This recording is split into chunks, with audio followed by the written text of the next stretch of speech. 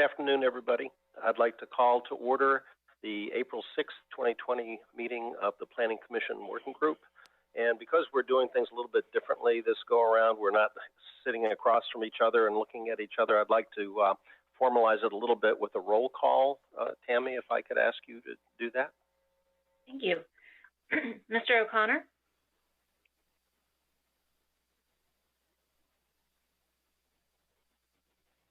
Hello? Sorry about that. I'm here. Thank you. Mr. O'Connor is an at-large member. Ms. Leverins? Here. Ms. Leverins is an at-large member and Vice Chair of the Planning Commission.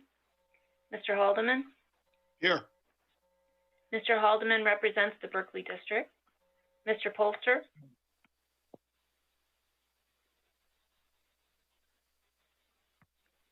Mr. Polster? Here. Mr. Polster represents the Jamestown District. Dr. Rose? Here. Dr. Rose represents the Roberts District. Ms. Null? Here. Ms. Null represents the Stonehouse District. Mr. Kropp? Here. Mr. Kropp represents the Powhatan District and is Chair of the Planning Commission. And Mr. Carter? Mr. Carter represents the CPT, and I don't think he's able to join us this afternoon. Thank you, Tammy. And then I guess you'll do the introductions for the consultant team. Yes, thank you. Good afternoon, everyone, and thank you for all the extra preparation and effort it took to attend this meeting in electronic format, which allows us to make progress on updating our comprehensive plan while keeping the process accessible, transparent, and as safe as possible during these difficult times. I'm Tammy Rosario, Assistant Director of Community Development, and joining me today from James City County is Tom Leininger, our planner. Also joining us are our partners in this comprehensive plan update, our consultants Vlad Gavrilovic and Todd Gordon from EPR, and Leanne King from Clarion. Thank you, Tammy. Before we get into the content of the meeting, the first business item is approval of the minutes from the February 3rd, 2020 Planning Commission Working Group meeting. Does anyone have any corrections, edits, or a motion to approve? Mr. Chairman, I move we approve. Thank you, Jack. All those in favor, say aye. Aye? Aye. Aye. Sounds like it's unanimous. We now move into our new business, and I'll turn it back over to Ms. Rosario. And congratulations, Tammy, on your new position. Thank you very much. Me too. Thank you, Mr. Chair and members of the Planning Commission Working Group. Next.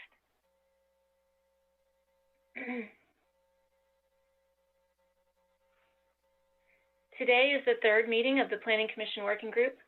This body that's been assembled to oversee the technical review of the comprehensive plan throughout this update process we are calling Engage 2045.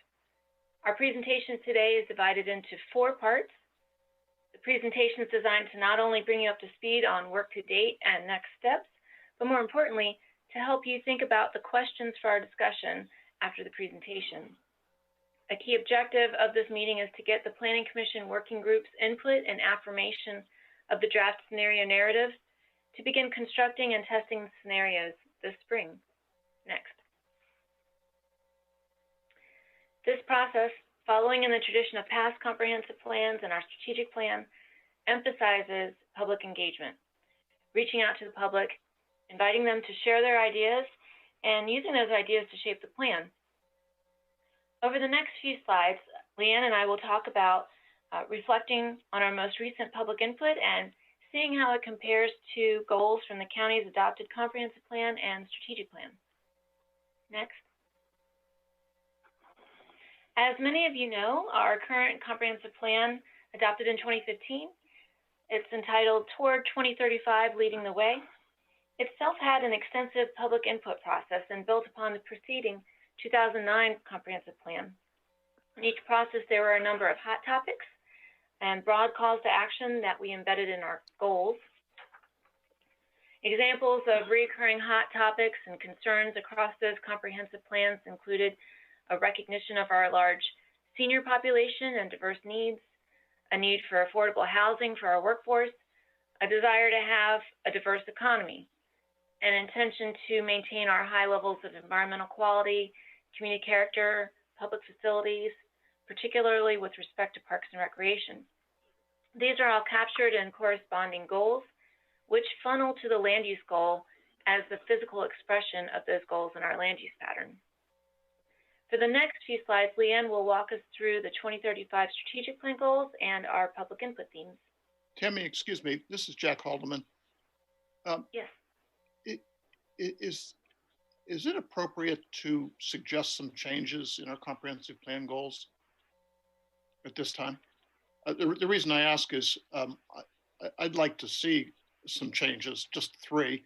And if we do them now and agree on the changes, I'm not sure we will, but if we agree on the changes, we would be comparing them, the changed goals, with the community input rather than the existing goals, which may be changed at a later date if my hopes are realized. Sure. Well, I think, you know, perhaps one way to move forward is to come back to it toward the end of the conversation, at the end of the presentation, and that way we could have a more robust conversation about it. Would that be agreeable to you? Sure, anything's agreeable to me. I didn't, whatever is in order. Okay. If that's okay, I think that way we can allow for a broader conversation about them at that point. Okay. Thank you. So we'll move on to the next slide.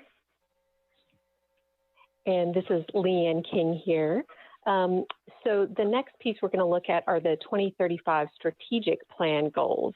If you think about community planning in a cycle, this is kind of step number 2. It takes the policy directions set out in the county's comprehensive plan and other community plans and creates an implementation framework that includes capital projects and operational initiatives.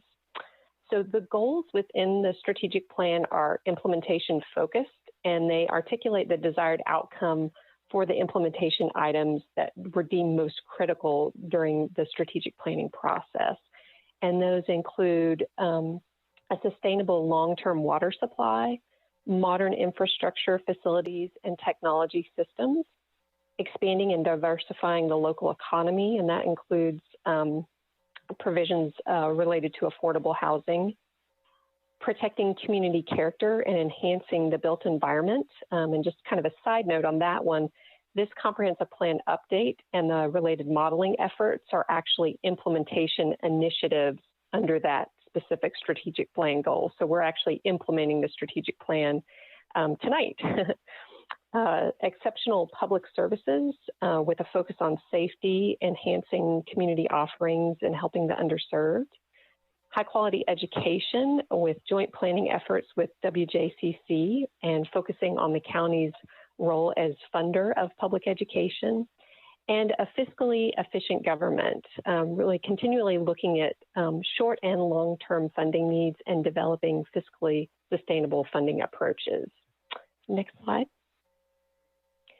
And then finally, we're going to look at the public input themes that have come out of this Engage 2045 comprehensive planning update exercise. So we've heard from more than 400 residents about their preferences for the county's future, building off the citizen survey that was conducted last year. And several themes have really risen to the top of all of these inputs. Protection of the natural environment is really paramount. That's what we're hearing, including protecting nature from impacts of growth and development. In addition to the natural environment, residents highly value rural character and open space, and new development is best directed within the primary services area and away from rural lands. Another theme is providing housing choices affordable to all income levels. And in doing so, new housing should support the preservation of the county's unique community character. Residents also support economic development that results in high-paying jobs to make it more resilient and attractive to young professionals. And that includes a diversity of different types of businesses and jobs, expanding beyond the tourism sector. Finally, residents want more quality of life amenities such as parks, greenways, water access, walking and biking facilities, and other facilities. And altogether, the comprehensive plan, the strategic plan, and the public input themes were that we have heard or that have been generated through the Engage 24 planning process. They're really aligned in many ways, and we're seeing that prior goals are being reaffirmed through this planning process. And I think next slide, we'll hand it over to Vlad. I think it might be back to me. Oh, Tammy, yes, sorry. This is Tammy. What we wanted to do was build upon the previous slides and more concretely draw relationships between the goal frameworks from the previous plans and processes through something called crosswalking. As the shapes on this slide depict, there's a high level of correlation between the strategic plan goals and the Tour 2035 comprehensive plan goals. While the strategic plan, as Leanne mentioned, was more operational in focus and was a policy focus than the policy focus of the comprehensive plan, it was intended to implement the policies of the comprehensive plan and begin to shape action and funding priorities. As you look more closely, you can see that the top two strategic plan goals in the purple boxes, protected community character, enhanced built environment, and then expanding and diversifying the local economy, crosswalk directly to the community character, environment, and economic development goals of the comprehensive plan, shown in orange. In a similar vein, the remaining 5 strategic plan goals align well and most directly with the comprehensive plan's public facilities goal. However, these operational goals are very relevant to the comprehensive plan goals for housing, parks, population and land use, and therefore are shown with smaller arrows. Next. Tammy, excuse me. Yes. Jack Haldeman again. I'm sorry. Could you click back? Thanks. My campaign to be a pain in the neck here, but I thought land use belongs right where it is, but also should be connected to expanding and diversifying the economy and protecting community character and enhancing built environment. Just seems like a natural to me that land use is part of the whole thing. Yes, I think, it could easily be, a good point, easily be an arrow backup between economic development and land use. And I think in the later slides, we'll show even stronger connections. Okay, great, thanks. Looking at it from a different way, we can also draw out the relationships and see the close correlation between the Towards 2035 goals and what we've heard from the public input in this process to date. Looking at the orange boxes on the left, the first 4 goals of the prior comp plan relate very directly to the public input themes of nature, community character, affordable housing, and economic development, which are represented in the middle with green. The remaining 3 goals, public facilities, population needs, parks and recreation, relate to the overall quality of life, which was a major theme that we heard from the public. And as we noted in previous slides, and just in our discussion a minute ago, the land use goal on the right relates to all of the public input themes, as the timing, quality, and location of development affects all of the input themes. Overall, we think this represents a strong continuity of public interest and concerns over the years, from prior comp plan processes to the strategic plan to today. Next. Given the strong continuity of public input themes over the years and from plan to plan, plus the importance of these themes that we heard from the public, a central question is, how do we build this input into the scenario planning process? In this next part of the agenda, Vlad will talk about how we can build the public input into our scenario planning approach so that we can better understand what this potential future direction could look like. Next. Thank you, Tammy. This is Vlad Gavrilovic with EPR. Good afternoon, everyone. Thank you for allowing us to do this virtually, and I look forward to the day when we can all see each other face to face. As Tammy said, the part of this presentation we want to talk about now is what these scenarios should be and how we build them, and also how do we measure success. Next slide. So as you recall from prior discussions, the overall purpose, why are we doing scenario planning in this process and building it into the comprehensive plan update?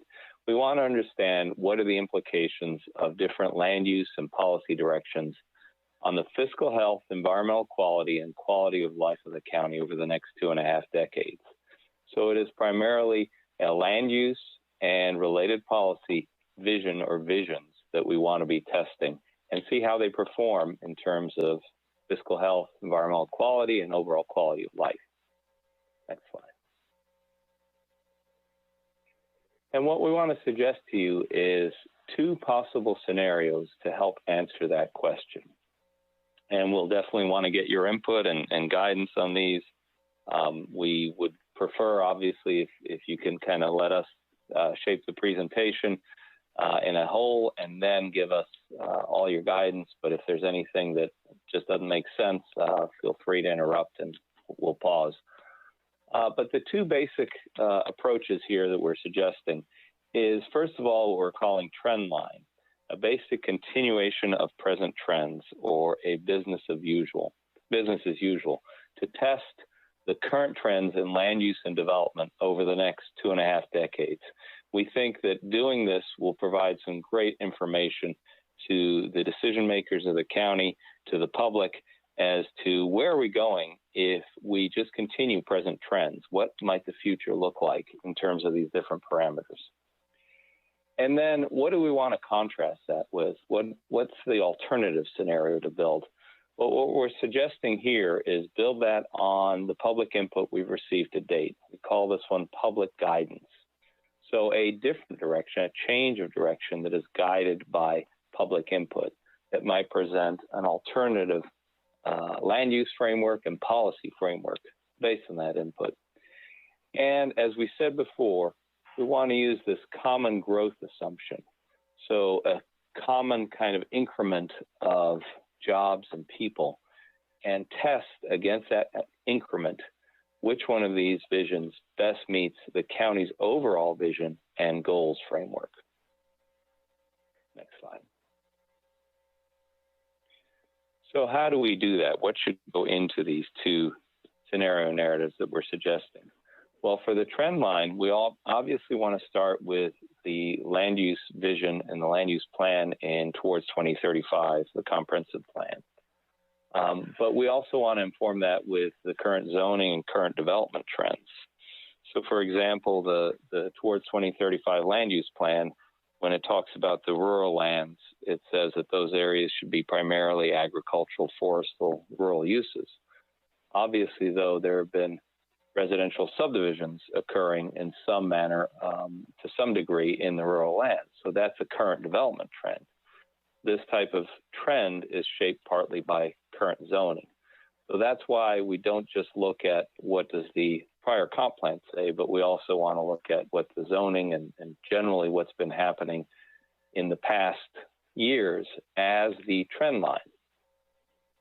And then when we want to contrast that or build an alternative vision on public guidance, what we've shown before, kind of how we build that, is to look at all the data we've received to date. The countywide survey from 2019, the input from the November summit, a lot of guidance from the visual preference survey, input that you all have given us in the county board, other input we've received, and our analysis of putting all this data together into an alternate vision that we're calling public guidance. And I think Leanne is going to talk about kind of how do we build the public guidance scenario and what these 2 scenario narratives could look like in a little more detail. Next slide. Thanks, Vlad. So under each of the public input themes on this slide are ideas to test through the scenarios. These describe what the modeling effort can evaluate to determine the differences between the two alternatives that Vlad just described. So maybe we can just walk through each of these to get a feel for what the different types of material are to be exploring under these themes. So for nature, through the two scenarios, we can explore how locations of development could affect critical natural resources. We could look at how compact development patterns might impact the natural environment. And we can explore how different housing types could affect water use or environmental impact on the community. With respect to community character, we can explore how locations of development could affect critical historic and scenic resources and look at different housing and place type impacts. Place types are different types of character and land uses and the impacts those have on historic and scenic resources. For affordable housing, we could look at how different housing types could affect general affordability within the community. And we could also look at how different development locations could affect transportation costs. And typically when we think about affordability, we think about housing and transportation as two of the biggest kind of household budget items. So those are important to think about together. With respect to the economic development theme, we can explore fiscal impacts of different place types. So how do different types of uses and character of uses have an impact on the county's fiscal bottom line, and explore transportation and facility costs of different locations of development. So one geography or another might have different fiscal implications. And finally, thinking about quality of life, we can look at how different place types affect walkability and transportation options for residents and workers, and how the compact or dispersed development might affect access to amenities and recreation within James City County. Next slide. So this slide provides a little bit more detail about the draft potential scenario themes that we're presenting to you today. And Vlad mentioned they were two, the existing trend scenario and the public input or public guidance, or excuse me, public guidance scenario.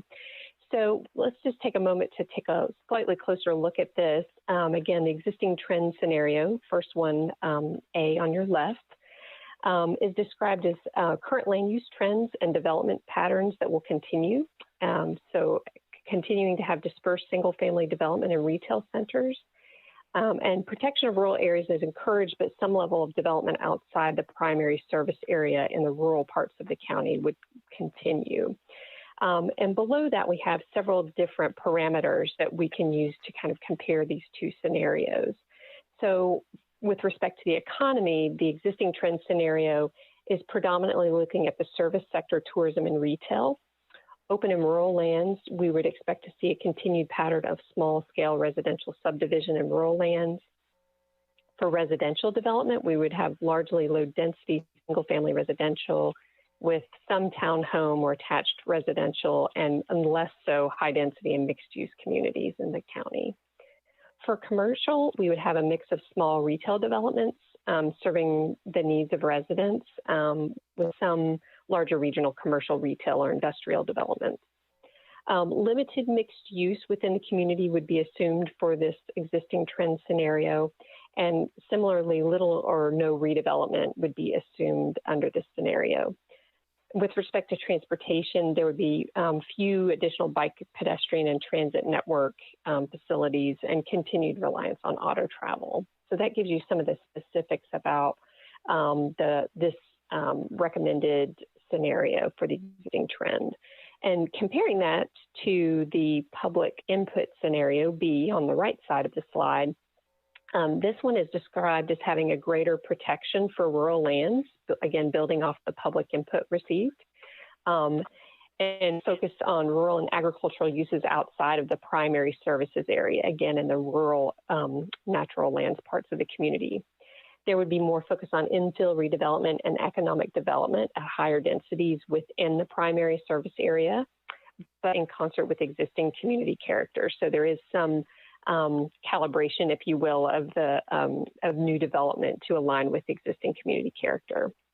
So looking at economy, we would assume within this scenario a diversified employment opportunities being provided in technology, office, and advanced manufacturing sectors. With respect to open and rural lands, we would have higher levels of rural and agricultural preservation outside of the existing primary services area. For residential, that development would be directed within the primary services area with more medium and higher density and mixed use residential development than the first scenario, creating more opportunities for walking, biking, and transit. And that would include housing opportunities for all income levels. For commercial, a wider range of mixed use commercial uses would be provided for local shopping and service needs, as well as for diversified employment opportunities. There would be more mixed use development assumed within this scenario, and more redevelopment and infill within the existing primary services area to reduce the rural area development pressure. And finally, with respect to transportation, there would be more options for biking and pedestrian and transit travel with improved multimodal infrastructure. And I'm going to hand this back off to Vlad. Thank you, Before Leanne. we do that, Leanne, could I interrupt? This is just Julia. Sure. I'm having some trouble relating the categories on the left-hand side of slide 15 with all of the goals and important areas that came out in public input. There's a disconnect between the previous slides and this slide, in my view. So in thinking about all of the public input themes, those key themes that we generated from the public inputs, you're saying those are not aligning with the list that you're seeing? It's the first time I've seen categories that are called economy, open and rural lands, residential, commercial, and I don't see where they're tied back to the goals from 2035 or the public input. Okay. So I guess the interpretation would be more so in the lighter shaded boxes. That's where there would be more of a connection to the existing trend scenario or the public input scenario. This draft potential scenario theme slide is intended to break down the two scenarios into common components that we're going to be able to use to evaluate how they kind of impact the community from an economic sense, an open and rural land sense, residential, commercial, et cetera. So this is just a way of describing the differences between the two. And so the intent is that in the gray boxes within these two scenario examples, or the gray cells, I should say, those descriptions are intended to align with what's happening on the ground today under the existing trend scenario.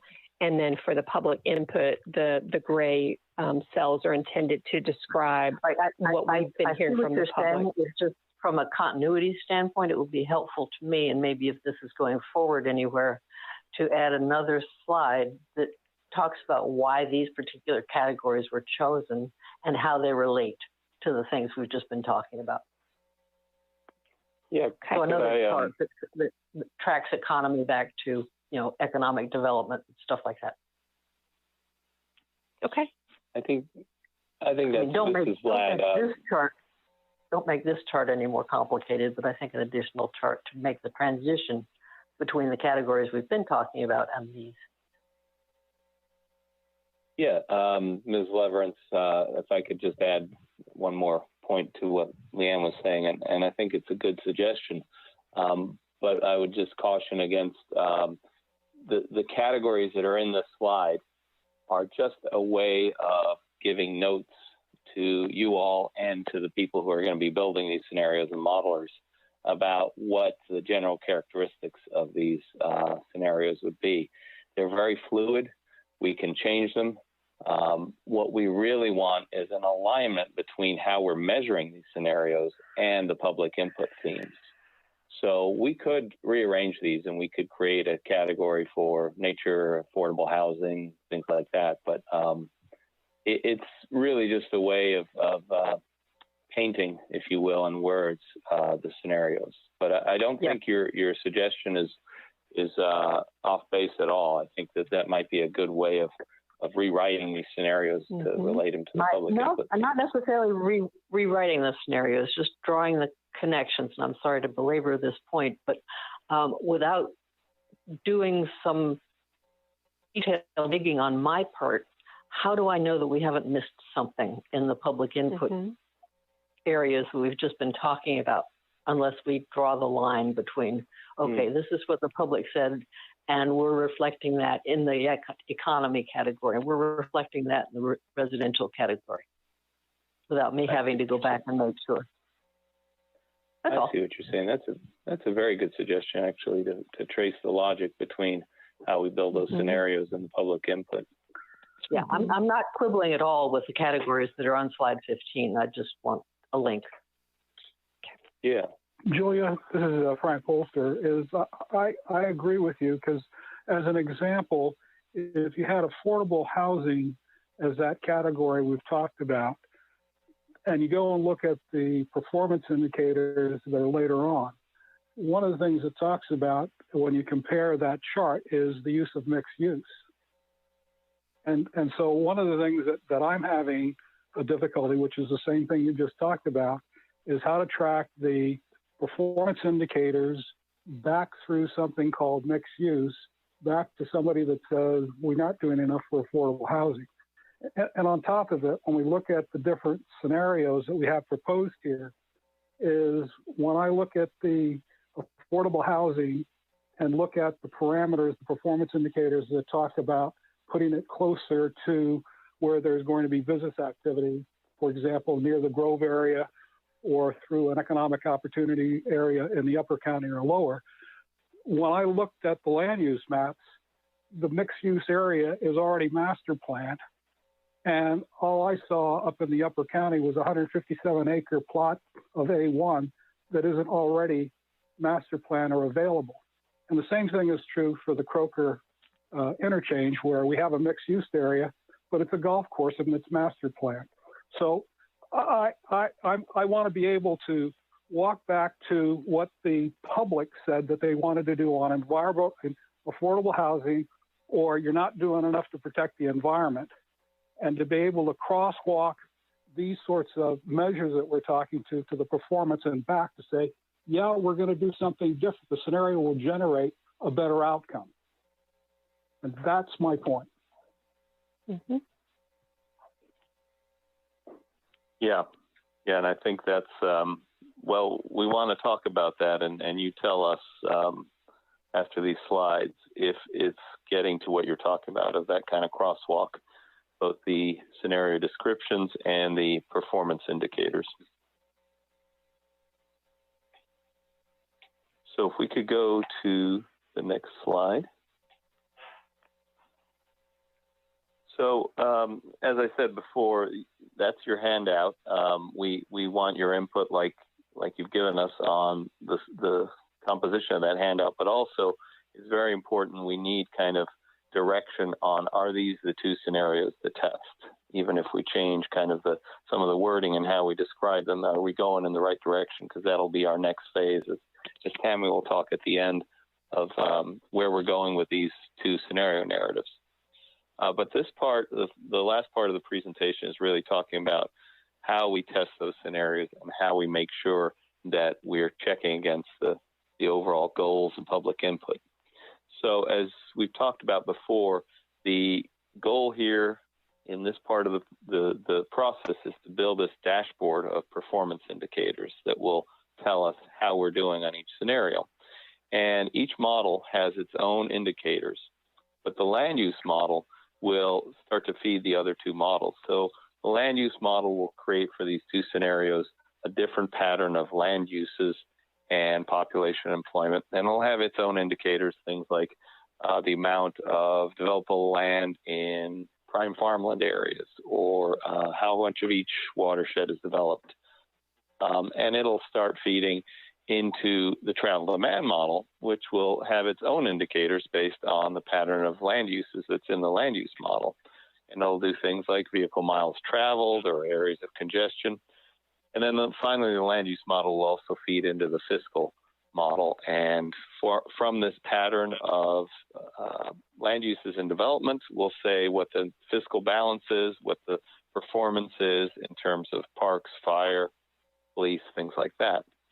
So the basic, next slide, the basic question that we're testing in this is how well does each scenario meet the county's goals as reflected in the public input we received. As Tammy talked about, a correlation between the public input and the 2035 goals. Next slide.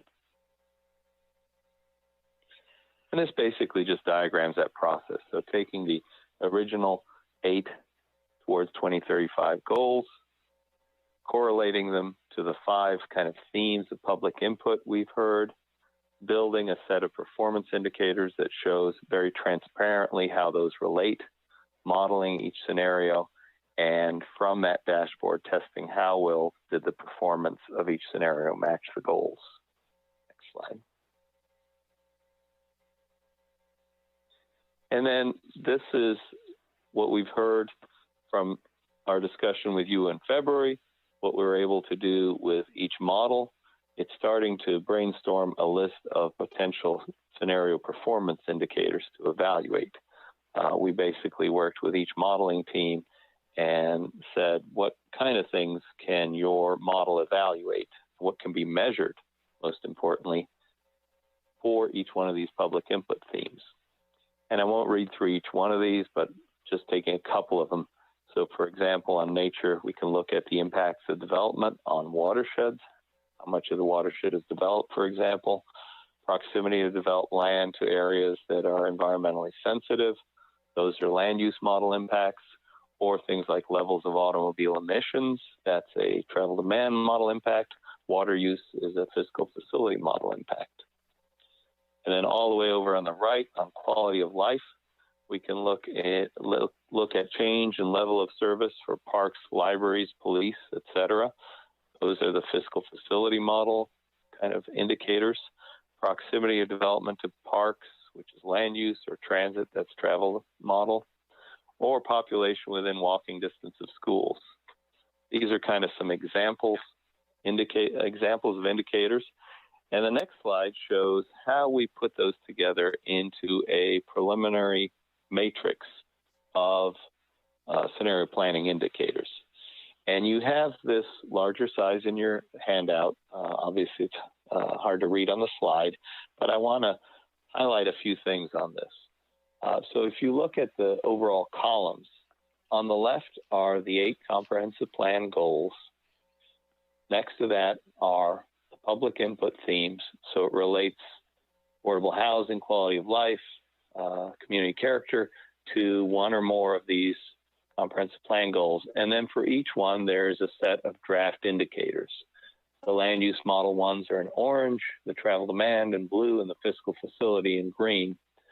And the important thing to remember on this is a working document. So this is not something that we need to lock in today and say, yes, these are the exact indicators we're going to use. This is our first stab at it. Some of these indicators, you need to build the scenarios and start testing them, and you might tweak so that it's proximity to X rather than Y when you're doing the scenario testing. So that's why I'm saying and it says in the handout that this is a working document that will evolve as the testing proceeds. But we definitely want to hear your input on this initial round, and if these make sense, if there are others that you think we should definitely test. Of course, all this needs to be put through the filter of, can we model it? Can we measure it? Do we have the data available to do that? So we'll look forward to your input on that either today or in the coming days as we start building these scenarios. Next slide. And then this is just to illustrate what we do from here. So if we get your blessing on these 2 scenario narratives or something like them, how we'll translate that into computer models to test. These are examples from another county in Virginia, some scenario testing we did a number of years ago, but it shows on the left how we took, this was kind of the trend line scenario, business as usual, how we took the county's prior comprehensive plan, which you see in the lower left, the future land use maps, and translated it into a conceptual kind of land use plan, what we call a bubble plan or a blob plan, basically showing in the kind of middle top where growth will go based on that future land use plan. So generalized areas of commercial, residential, mixed use, rural residential, that basically translate that future land use plan into areas of new growth. And then on the right, we took the public input that we had received there and did an alternative scenario, much like we're proposing to do here. In this case, the scenario is based on these mixed-use village centers, mixed employment centers, and rearranging the pattern of where low-density residential and rural residential would go. But what you can see here is that both scenario narratives were translated into a conceptual kind of land use plan. And that's not to say this is the future land use plan or the alternative future land use plan. These are really guides for the people doing the modeling to start building the kind of parcel by parcel detailed computer models, which I'll show in the next slide. So this is from another project, but it's showing how we take those general kind of concept maps, and when the modeler sits down to the computer program, starts allocating place types based on those concept maps to a grid that is both the parcels in the county, but in some cases those parcels are subdivided into even finer grids so that we have more finer grain ability to place our land uses. And each land use is going to have certain quantities of development associated with it, and then certain capacities of how much development it can take based on what the kind of ultimate capacity of that place type is versus what's on the ground now. And of course, we'll build into that constraints, no build areas as much as possible. So this is kind of that very important step of building each scenario in this virtual computer framework or architecture. Next slide. And then when we have those built, and we can do that with travel demand model and with the fiscal and facility impact, these are the kind of pieces that will go into the dashboard. This is just examples from, again, that other project in Virginia. But you can see that there's travel demand model outputs like vehicle miles traveled, average trip length. There's fiscal and land use things like employment in redeveloped areas or housing in redeveloped areas. And then on the right, there is the overall kind of summary fiscal impact. In this case, showed a 28% fiscal benefit from what ended up being the preferred scenario in the draft plan versus the old plan. And that's not to suggest that there will always be a fiscal benefit in an alternative. We really don't know and can't predict what the overall impacts will be of these scenarios that we built. But it just shows you kind of how the dashboard indicators can look. Next slide. So this shows what we do with that. Once we have those scenario results and we've built that dashboard that tells us how the scenarios are performing, we want to take that into a round of public meetings and get robust public input and vetting of these results. We look to do that in the summer, and hopefully we'll be able to meet again in meetings face-to-face, so that timing will work out well. And then it's not that one of those scenarios becomes the future land use plan or the new comprehensive plan. Those are a way of informing, with the public input we receive, a new framework of goals and policies, basically a refined comprehensive plan policy framework that will then generate this refined future land use map, the new future land use map, and the rest of the comprehensive plan. That will translate into an implementation framework for the comprehensive plan. And then what you see at the top, that little arrow that goes to the top right-hand corner, is that future land use map will be built again as a final scenario preferred scenario, if you will, in that computer architecture. And that will become the basis for the county's leave-behind models, so that the county will be able to test any future planning and development against this computerized preferred scenario or new comprehensive plan future land use map. The next slide. I'll turn it back to Tammy to talk about how we round this out, and then turn it back to you all for comments and questions. Will you take any questions on the slides that you've just gone over? We could certainly do that now. Yeah, anything to clarify? Yeah, I'm struggling with the place types. And if you went back 2 slides,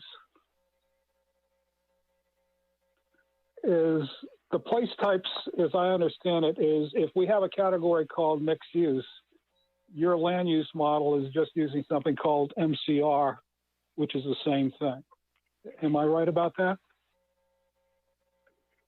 If you have a category, just to understand your question, if you have a category where, in the place types or in your comprehensive plan? In the comprehensive plan. So your towards 2035 comprehensive plan, yeah, has different categories for land uses. Those have been translated into the place types as close as possible to a one-to-one correlation. So the names might be somewhat different, but they're basically the same. Right. So if you go back to the one, well, I don't have it here, but that chart that shows all those little clusters where the place types are, it is in the scenario, the future scenario, there's not any attempt to change the existing place types, is there? In other words, if I have an area that's master plan for mixed use, you're not going to go try to move that around or change it from some other category, are you? Oh, good point. Yes, the trend line, we won't. We want to build that based on the towards 2035. But the public guidance scenario, we will move those around. We will move place types around. And the fact that a place type that exists is already master planned, you're going to try to change that? We like will. We will not change existing development. Okay. But for example, where the current comprehensive plan might show something as, let's say it's vacant, for example, it may show this is to be low density residential. We could explore a scenario where that goes to another place type, if we can, justify it from the public guidance. As far as where that is, the public guidance didn't say take this parcel and change it from LDR to MDR or something like that. So there's going to be some level of abstraction there. Just if I can just jump in for a second, I think a good example of what Vlad might be talking about is economic opportunity. We have 2 large districts in the county that nothing has really taken place there. They were designated that a couple comp plans ago, and so if the public input was for something else, the existing scenario tread line would keep those there because that's what they are. But then the public input might indicate something different. Is that basically what you're saying, Vlad? That's a good example. Yeah, go ahead. Yeah, that's exactly a good the example I was going to use, which is the Hillcrest EO being changed to something else. Yep. And the fact that the current EO MCI, the way it's zoned, has mixed use in it, doesn't mean that for other factors you may not want to keep it in. That's why I wanted to clarify, as well as what the availability is of those categories that are undeveloped, which is why I mentioned the Upper County with that 157 acres, which is A1. It's the only piece of land, whether it's low residential or whatever, that's even available. And so I'm back to the issue of whether or not the performance indicators are going to be able to tell us something to fix affordable housing or to do something like that when in fact it's already developed and there isn't the opportunity to do that. So the idea of placing affordable housing near work is those sort of things is not a solution that matches up to the comprehensive plan's current guidance on affordable housing, nor does it match up with the affordable housing report that has those same sort of performance indicators. So if the land use is not there, then there has to be other solutions. So does this second scenario going to point out those sort of disconnects? I think it will, but on a general basis. So I would caution against what the scenario is going to say on any specific site. If you go to 2 more slides, to slide 24, there's a real important step here. So these scenario results don't turn into the future land use map. They turn into a new way of writing policies. They give guidance. So, for example, if we say, if the scenarios tell us that this general way of clustering mixed-use communities will give us the result we want for affordable housing, that doesn't mean we take wherever we place those mixed-use communities and say that's the future land use map. That means we take another careful look at the future land uses and parcel by parcel and build that future land use map based on these policies, not necessarily on a specific site by site dictate from that, so-called winning scenario, the one that came out best. Does that make sense? That helps a lot. No, it helps a whole lot, because a lot of our goals and strategies and actions that are in the comp plan, as well as those things that are in the plan, are policy based more than they are anything else. And so what I was concerned about is the performance indicators may not, in fact, be able to give us an answer that resides in policies that already exist. And so I'm trying to understand the limitations of what those performance indicators are on the feedback that says we're not doing enough for the environment to protect it, and whether or not it's more of a policy issue than a performance indicator. And I think you've answered that question. More than likely, it's going to be a policy discussion that then finally makes the additions or the changes to the land use map. Exactly. And I would just add to that I think this whole process will give you a lot more quantitative ammunition, if you will, for those kind of policy changes. So you can say, look, this scenario showed that we get a X% benefit in this parameter from this policy change. And we can continue to use that, like you're going to leave the models behind. And so if down the road, a year after the comp plan's approved, there's some a push to change a policy or whatever, we can put those changes into the model to see what the impact would be, which could be very helpful also. Great point. That's the point of that upper right-hand preferred scenario, goes into that leave behind model that you can then do continued kind of analysis of. Mm-hmm.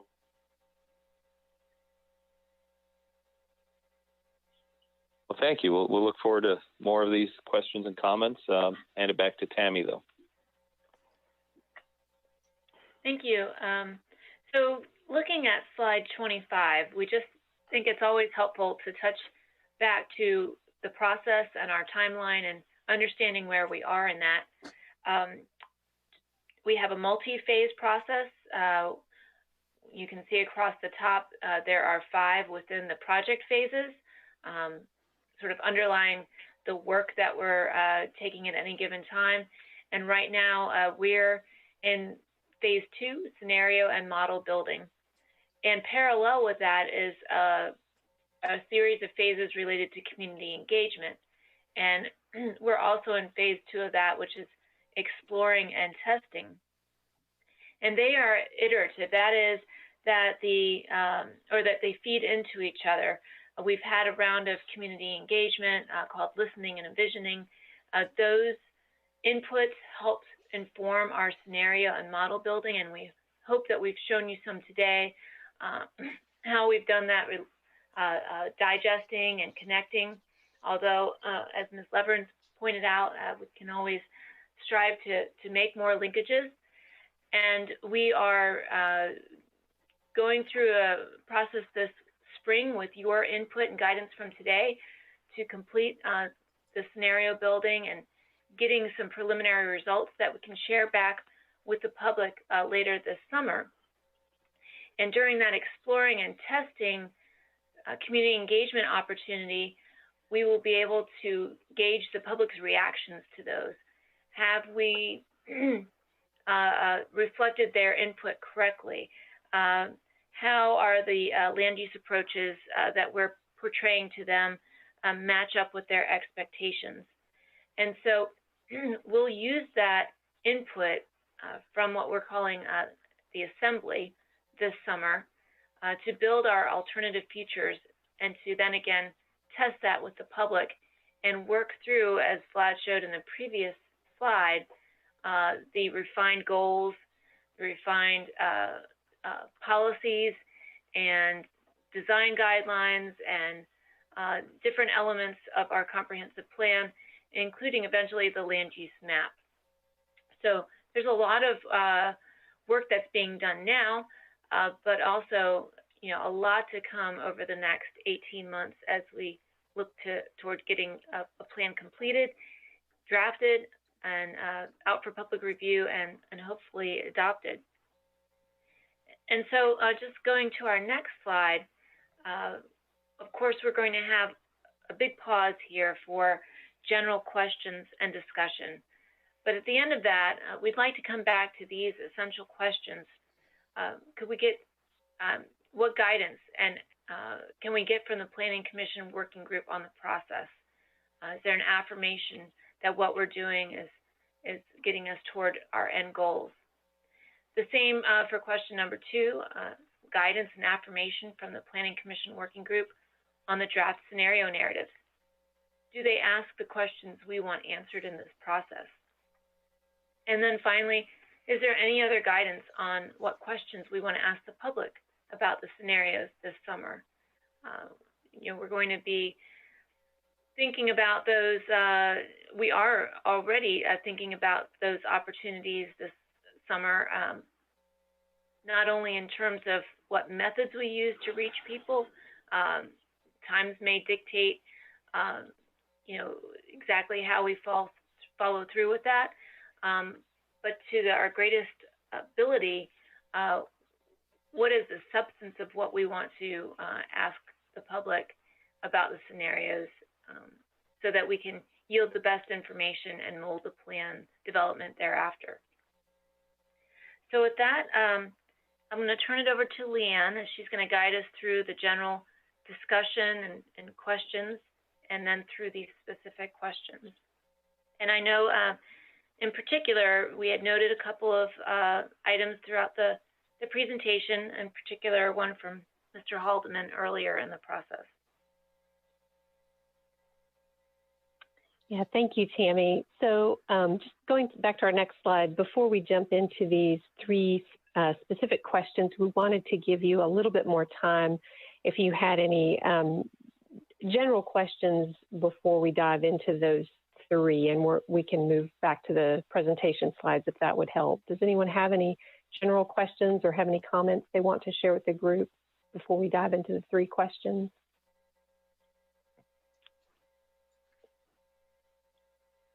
This is Rob. I just wanted to make a general comment. I think it was back on slide 21 that just looking at graphically taking the existing comprehensive plan and putting it in one of those bubble maps, and then the public input scenarios on the bubble maps, I think is going to be extremely helpful, because it's a very dramatic visual image, at least in this county that you worked with, that really can tell at a glance where certain recommendations are headed. So that one, very much appealed to me as part of our process. Great, that's really helpful. I think there was someone else that had a comment or a question. Yeah, this is Rob. In terms of the planning around the public comments on nature, it looks like you're focusing on preservation of natural areas in upcoming development as well as the impact on watershed. I'm wondering if there was any thought to including something around carbon neutrality or more reliance on renewable energy sources. That's sort of where the discussion on planning is going around nature and conservation and for localities. So I'm wondering if that's been included. Sure, and I'm anticipating that would probably arise as part of the performance metrics that would be looked at. So Vlad, I'm not sure if you want to speak to that. Sure. Yeah, that's a good point. And that actually was came through in the public input too. People looked at the nature and environment theme, not just in terms of preserving the resources you can see, trees and streams and things, but also bigger issues of resilience and air pollution, water quality, things like that. So yes, we definitely want to build that in. And where that challenge is in the data and the performance indicators. But we'll definitely look and see if there are any additional indicators that we can do in these models. I know the travel demand model has some additional air quality indicators perhaps than the ones that we put in there. We can't obviously model something like water quality where we're testing the water hypothetically, one development versus another. But there are things that indirectly reflect on water quality, like the proximity of land to sensitive resources and things. And then, something like carbon neutrality, I think we can get at through at least the things we can model are transportation impacts and the impacts on air quality from transportation, and then mode shift, the degree to which one model allows people to get out of single occupancy vehicles and use active transportation or transit or other modes, point at those. But unfortunately, it's not the kind of modeling that you can actually say this is a carbon neutral scenario versus this one. Yeah, this is Frank. Two items. The first one is we've been talking about affordable housing. And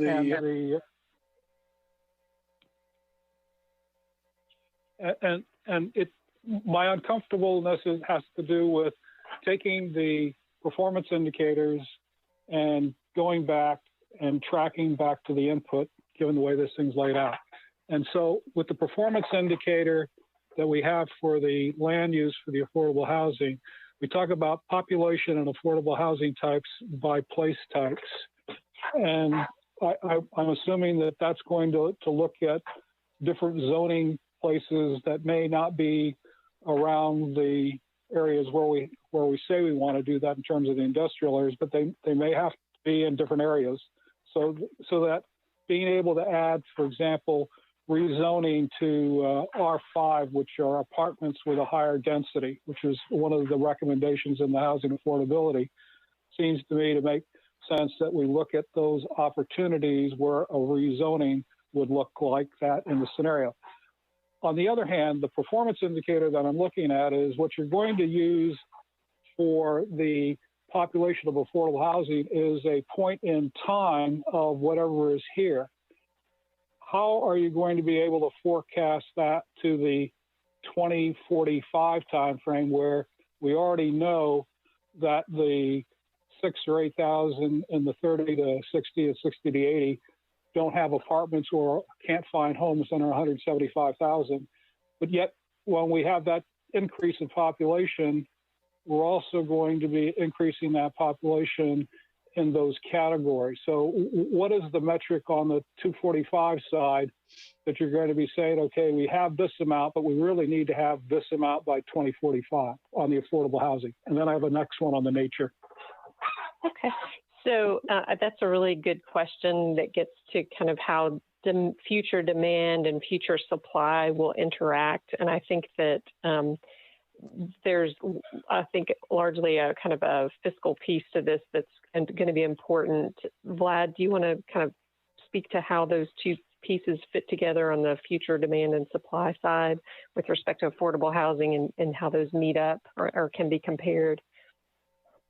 Sure. Yeah, and it is, there's a definite fiscal modeling part to it, and we can have Tischler Weiss follow up if you need more info on that. But my understanding of their modeling is that everything is benchmarked to the present, so not trying to predict, what future incomes will be or future housing prices, but using these different kind of scenarios to test how they would perform against current affordability ranges. And it is our primary tool for testing, which scenario is better for affordable housing than the other, is through kind of the housing types. So when we build more of, say, higher density or attached or different housing types into one scenario versus another, there's going to be formulas in the fiscal impact model of the cost of those housing types and the correlated to the income levels in present day. And that's what we'll use to say this scenario has, X percent more affordability, if you will, than the other scenario. So it's not really getting into details of, total affordability other than affordable housing types and what they typically cost. So for affordable housing, given the policy that we have, where it's $175,000 in nowadays costs, if you can't generate future housing in that category, then you didn't solve anything.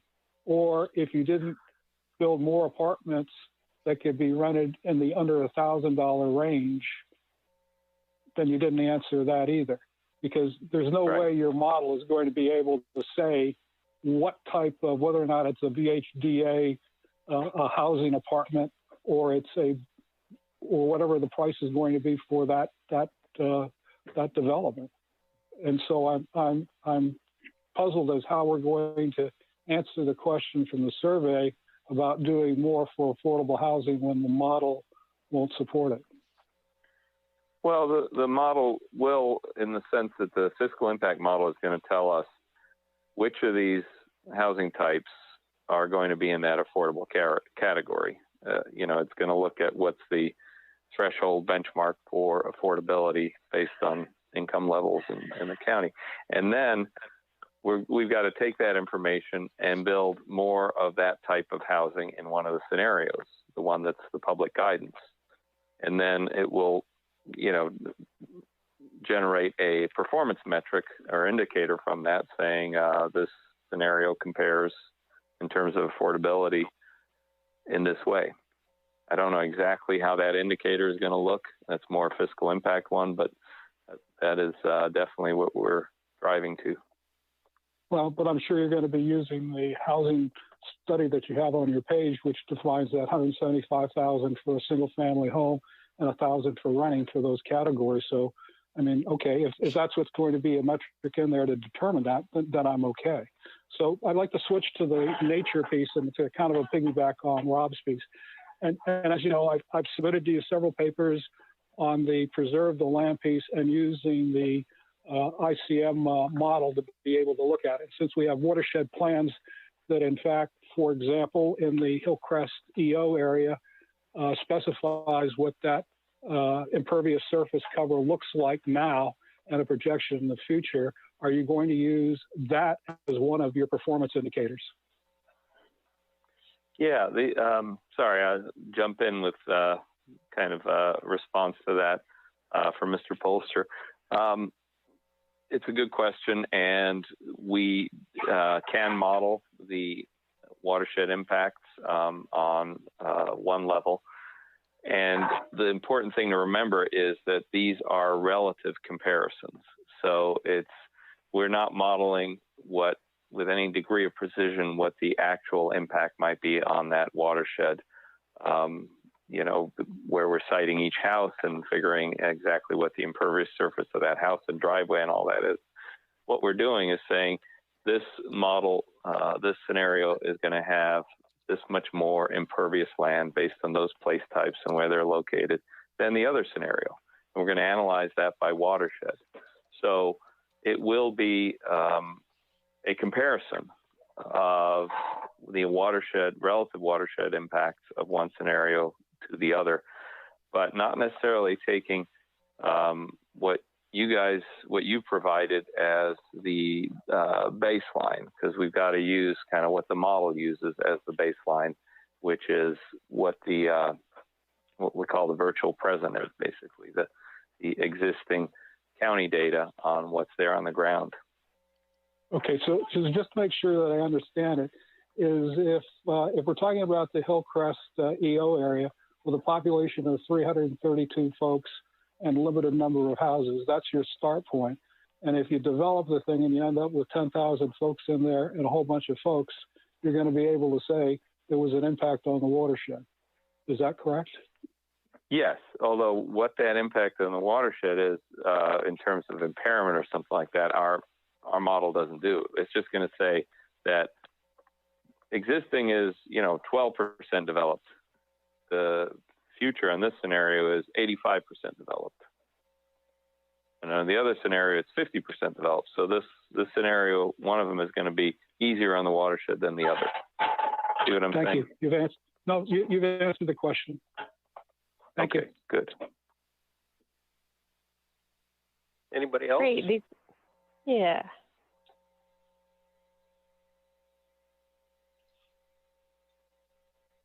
Okay.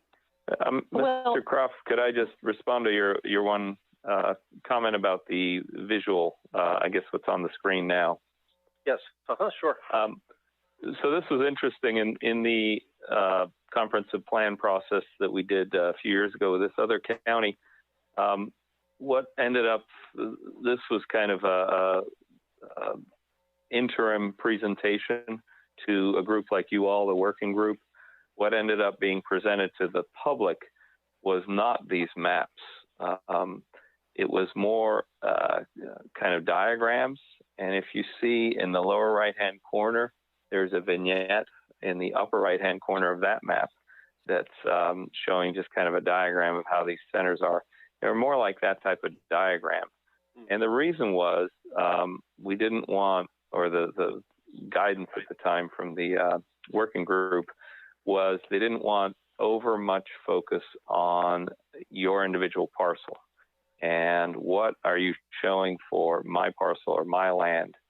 Because this is, again, these are conceptual, and whether we show a mixed-use center on your parcel or the one right next to it doesn't affect the overall scenario results. But to one person, that may make a huge difference. They may think that, oh, the county is planning a mixed-use center on my parcel. So that's just a word of caution, kind of a grain of salt, that we didn't end up showing exactly what was going on which parcel when we presented the scenarios. Oh, that's very helpful, and that's a good point, Vlad, because you can get too granular, I guess, and easily deflect the conversation where you don't want it to go. Right. These are still part of the public record, and it's just not a central part of the dialogue, because then it becomes a discussion about what you're doing on which parcel. Mm-hmm. Yeah. Thanks for the clarification. I appreciate that. Sure. It's Tim. I just had one quick question for Leanne. Can you clarify for me, it's a basic question, but can you clarify what you define as rural lands? Because it looks like in this presentation, in some cases, it was lands within the PSA, and other lands, it was agricultural lands. And I think that's really important for everybody to understand what we're qualifying rural lands as we go through this.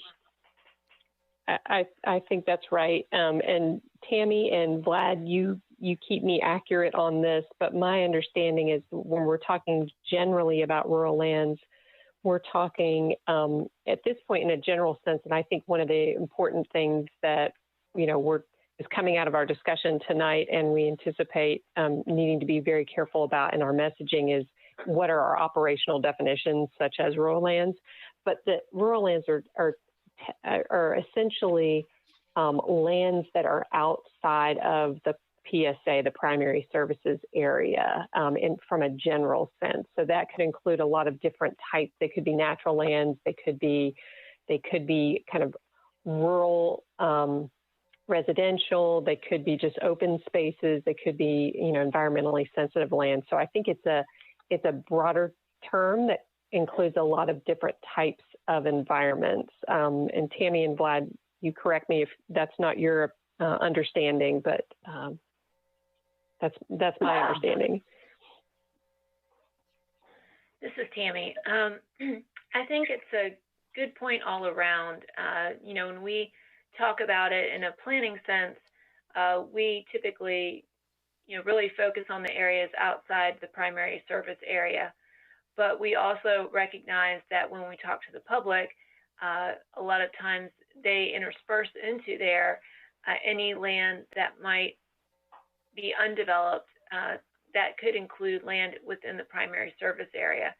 And so I think that's just a question for us to ponder as we go through building these scenarios.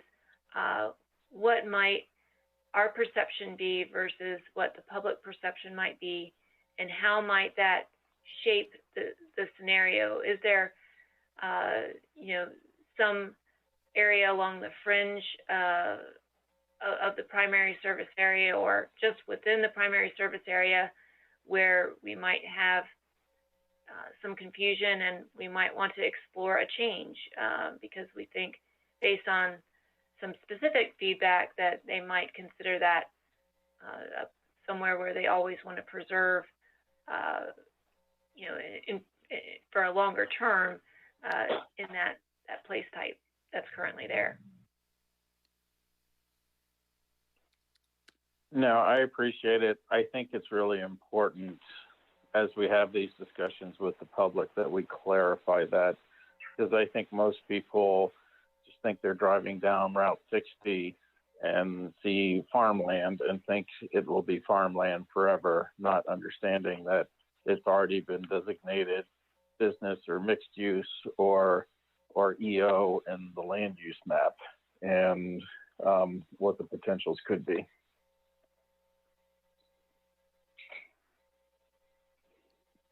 Yep, I think it's really important.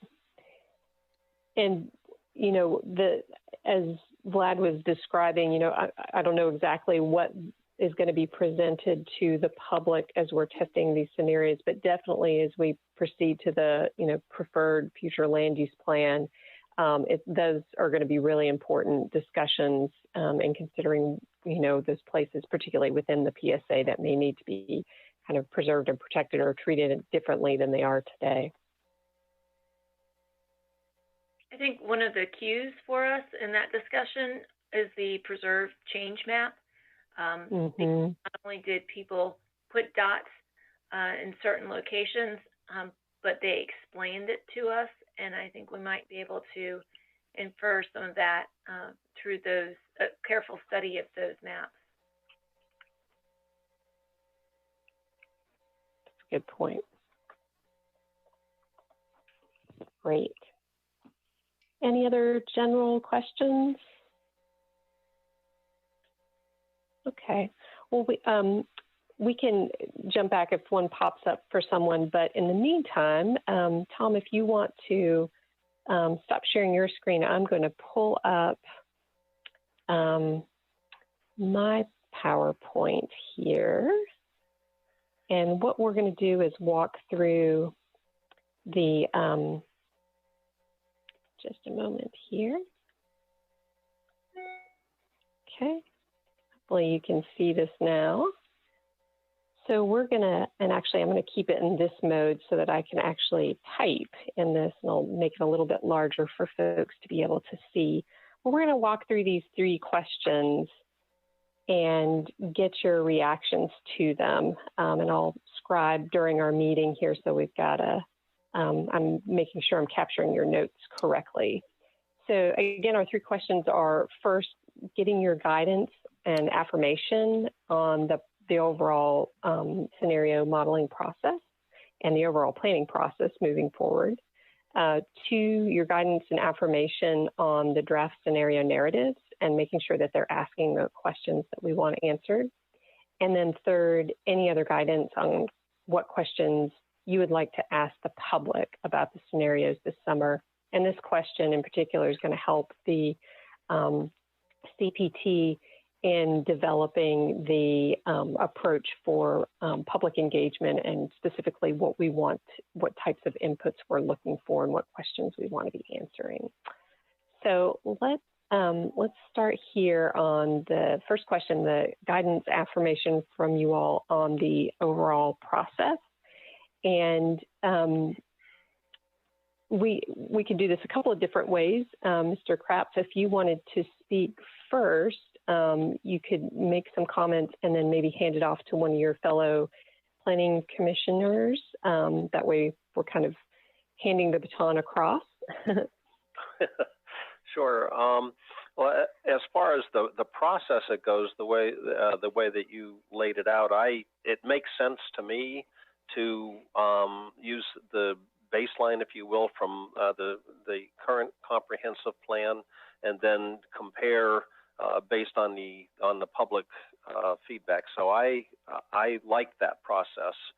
The modeling approach, I still am a little vague. I understand conceptually what you're talking about, but I think as that moves along a little bit further, I'd like to understand more of the specific questions, and where does the model stop being granular on its, how high an elevation do the specific models take on, and Vlad, I think, did a good job of helping me understand in Vlad's response to Frank's questions about, the pervious cover in watersheds, for example. But I'm still, I understand the concept of the models and the fact that those could be tools or will be tools that the county could work with long after this process is over. But I still need to understand a little bit better how deep the scenarios go. Okay. And those are my 2 comments, and I'll just throw it open to my colleagues. Jack, I know you started at the beginning of the presentation with a comment on categories. If that relates to this first question, or if you had something that you wanted to add. I don't think it does. As I listened to Vlad go through the slides, I realized that it was probably not a good time to bring up what I was going to bring up. I think 3 or 4 of the comp plan goals could be written better with more specificity and that sort of thing. But I think it would be better, as Vlad said, to wait until this whole process runs its course, or mostly runs its course. And then we could use the data we learned to help rewrite them if, in fact, everybody agrees with me. Maybe you don't. Okay. But I had a few other things to add that I would add to the buried in paper here, but to the performance indicators. I think that I was going to mention impervious surface, but I knew Frank would beat me to it. Under affordable housing, I would add amount of new housing types affordable to people earning less than 80% of AMI, and also some way to measure. It's been said frequently during our affordable housing process that we need more affordable housing to attract desirable employers. I'm not convinced of that, but it would be nice if we could have some indication of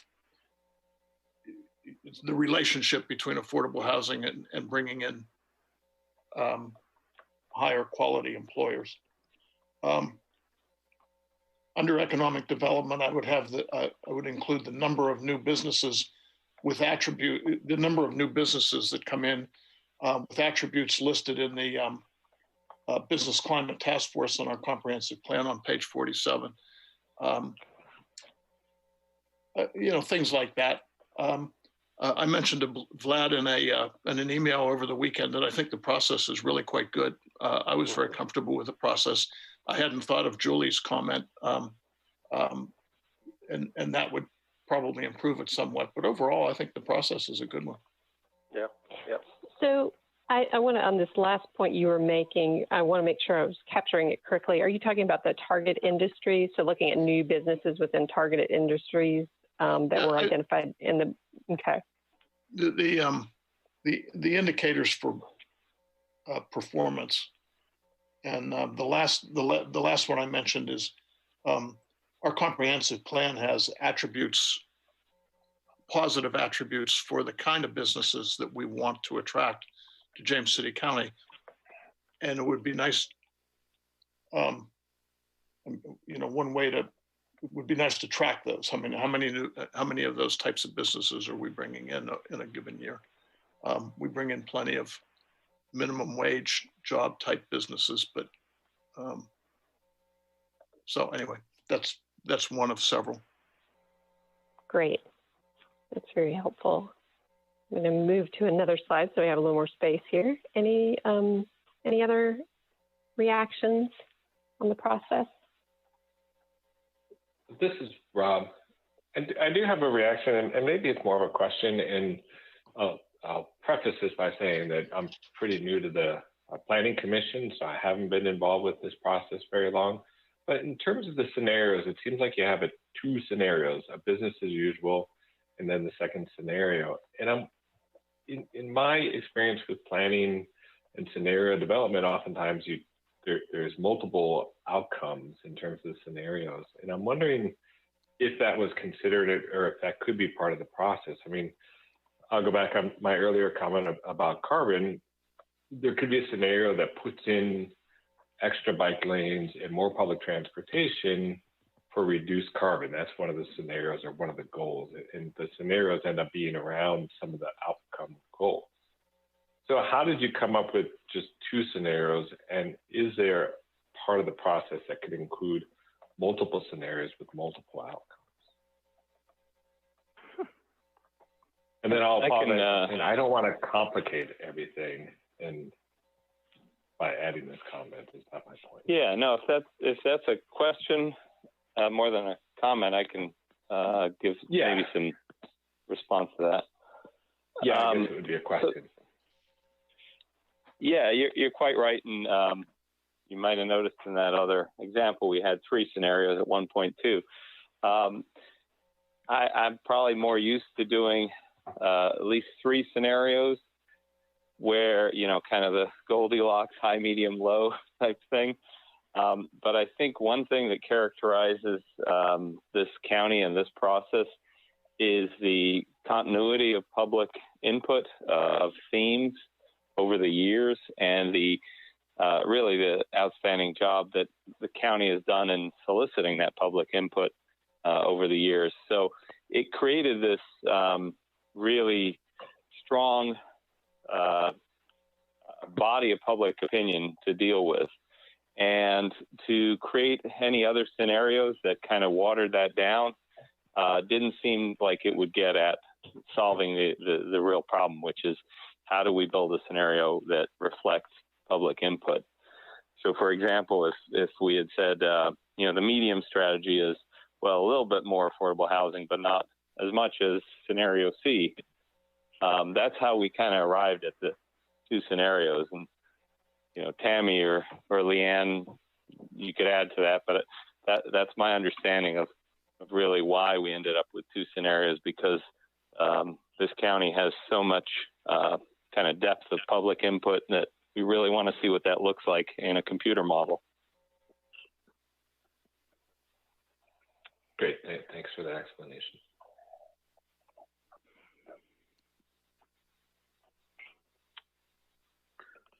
Maybe this is Tim. Go ahead, Barbara. No, it's not me. It's Julia, I think. Right. I'm just bringing up the one that Tammy just sent out with the slide numbers on it so that I can track.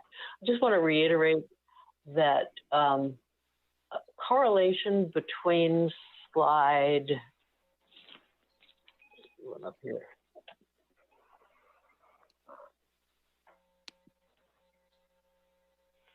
The one that shows the crosswalk, to make sure that that tracks through to slide 15 with the graph potential scenario themes, and then also tracks through to the graph potential scenario indicators.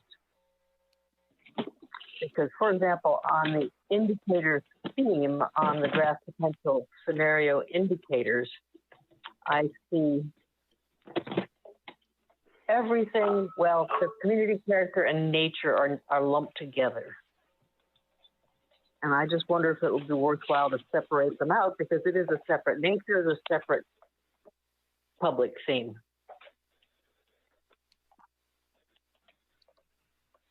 And that way the sustainable long-term water supply could go into nature as well, because we have listed water under nature elsewhere.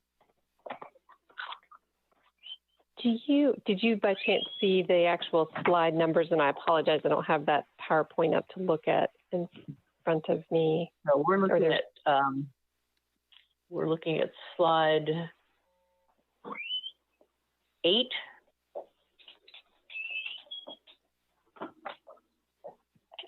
And 15. And then it says 20, but it says see the handout. And so okay. I'm actually looking at the handout. Great. I think that I'm really glad that you raised this. I think it's a really helpful piece of advice for us, especially as it comes to messaging all of this so that it's easy for you all and the public and the supervisors to be able to kind of track the breadcrumbs through. Thank you. Yeah, so I think that's a really good point. Some of the feedback we've gotten, or at least I have gotten from the public, is that, well, it doesn't matter what I say because nobody's going to pay any attention to it anyway. So if we can actually track how public comment is integrated visibly through this whole process, I think that would be a big plus. Mm-hmm. So thank you. Yes. Very helpful, I agree. Yeah, I agree too. Any other comments on the process? It's Tim. I just wanted to circle back to Mr. Rose's point a few minutes ago. I'm sorry? So I just really wanted to comment on, by limiting ourselves to 2 scenarios, I don't see how we end up incorporating,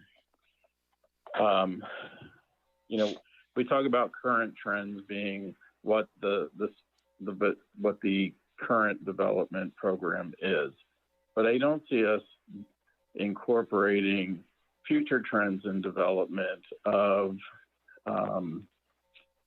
maybe mid to high rise buildings, higher density buildings or higher density developments, the combined sort of campus piece that is in the trends for the live work model that's happening in a lot of revitalization areas. And I think that sort of ties into affordable housing because, again, vertical seems to be a big product that folks want, and it also lends to affordability. So I think we're missing. I think part of our challenge at James City County is we don't know what we don't know. So we're not taking into account in all the modeling, current and future trends in conservation type construction. I've shared some stuff with my colleagues about virtual power plants and creating those types of pieces. So I think there's some missing linkage there that doesn't help us make an informed decision through the scenario modeling. And I know that was a lot, so you don't have to capture it all, but.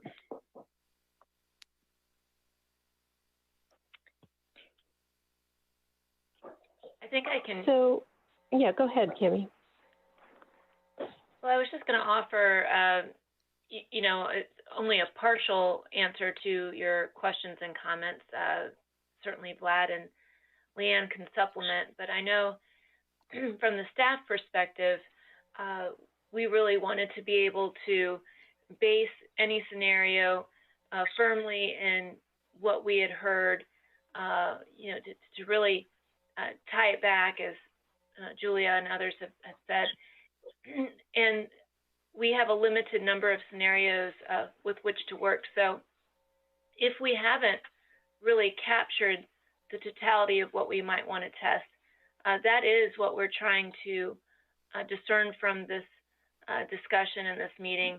And we can convene back with the consultant team and, you know, ask ourselves, is there a way to capture that into an existing scenario in some form or fashion?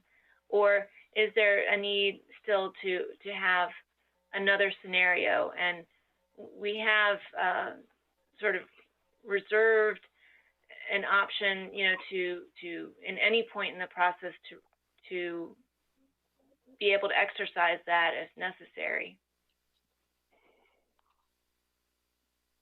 No, I think that's helpful because if I remember some of the intro material, we were talking about basing the modeling on input from 400 people. And if that number's wrong, correct me. But so if we're going off of 400 inputs, that's really 0.5% of the population.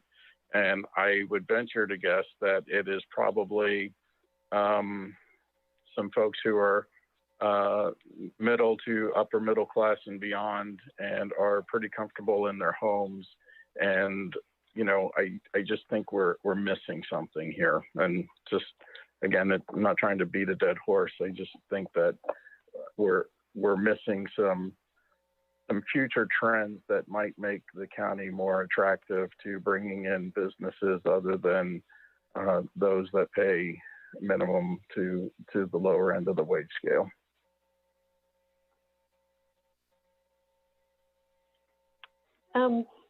This is Leanne here. One thing I was going to say is, and maybe less so in the current development trend scenario, but in the public guidance scenario, I think there's the opportunity to have some of the future trends, kind of what we like to think of as kind of the cutting edge planning opportunities inserted into that scenario. So you talked about mid-rise campus model, that sort of thing.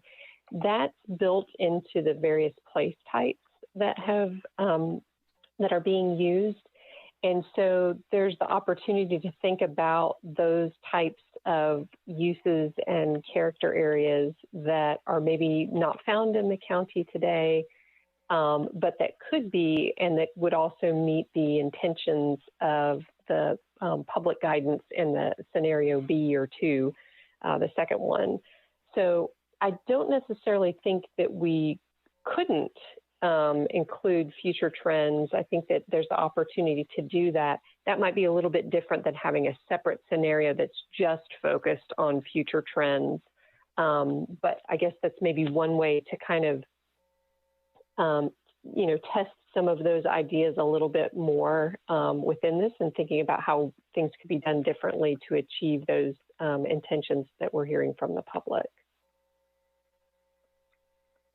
Yeah, could Vlad, I'm not sure. Just add to that? Yeah. This is Vlad. I think that's a very important discussion Mr. Connor brought up, and as Tammy said, there's a couple of ways to approach it. You know, this idea of the world beyond your borders, and what wisdom and you know, kind of modern approaches can we draw from things beyond just what we heard of the public input. And a couple of approaches are, I think, as Tammy said, you can build a completely new scenario that says not necessarily what we heard, but kind of what the outside world is bringing to this discussion. Or you can build some of that modern trends and kind of development best practices, not just development, I should say, but planning best practices, and build it into the public guidance. And so, for example, if the public says we want to see more affordable housing, but doesn't necessarily specify through the input how we do that, we can turn to best practices in the literature or in planning or the profession and say, here's how we can envision that in our scenarios and build some of that into the scenario development. And I think one of the areas where we can express that is through the kind of next generation of visual preference survey and being used to build the character design guidelines. So we do have the option of adding additional place types in any of the scenarios. We could use those new place types to envision more of these, for example, mixed-use communities, the 15-minute walkable community, the more affordable housing types that are also walkable, access to transit, active transportation, those types of things that you may not have examples of in James City County at this time. But that kind of takes what we've heard and builds on it with additional professional best practices to go in the same direction, rather than saying this is a completely different scenario from what we've heard. I don't know if that's helpful as a way of addressing some of what you said, Mr. O'Connor. No, I appreciate the comments. It does. I just think we would be short-sighted not to figure out a way to include them, just because, again, we might have somebody that comes in and wants to create something new or expand. We've certainly seen Amazon and Google do it here in Virginia. So, we talk about how we lose our college graduates we lose them and don't keep them in the area. So I just think if we can incorporate it, and I'm happy to entertain it as you all see fit. So thanks. I thought it might be good to do a quick time check. We're at 5:42 right now. So as our scheduled meeting goes, we've got about 18 minutes and 2 more questions. Does everybody feel like they've had a good opportunity to provide input on the process question or any additional comments there? Yeah, this is Frank. I just wanted to echo the comments that Julia has been talking about with the draft potential scenario themes and the draft potential scenario indicators. And so it's just not the economic development and the affordable housing. It's not only the community character and nature that I think needs to be split up, but also the economic development and the affordable housing. And the reason I'm saying that is for the same reason that when you start to crosswalk the economy piece in the scenario to the potential scenario indicators, what ends up is you get an apples and oranges of which performance indicators are associated with the economic development and the affordable housing, or are they the same? And so therefore, I'm having trouble getting to the traceability piece that says we need to do more on affordable housing, we need to do more to protect the economy. And so if I saw that kind of tracking through the draft potential scenario themes and the indicators, I think it will help us in the long run to then be able to say to folks, sometimes this modeling piece has limitations and the solutions aren't necessarily embodied in here or the outputs.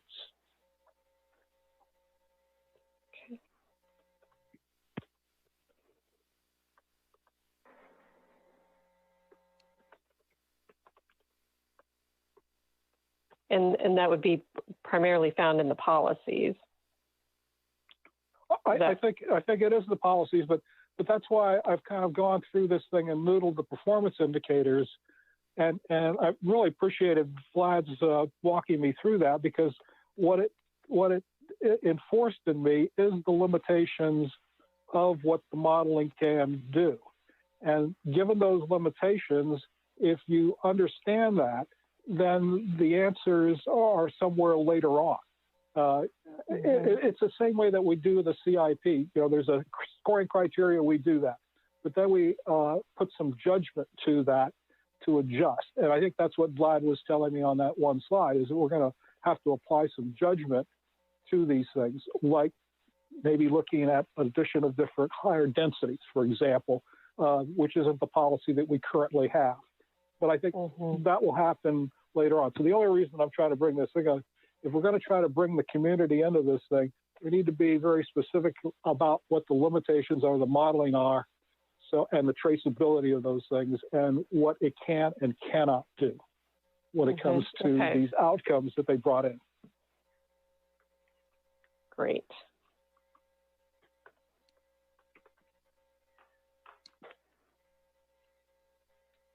And I think that's going to be an important part of the messaging on the overall effort that we have here and what we're attempting to do. Any other comments? Okay.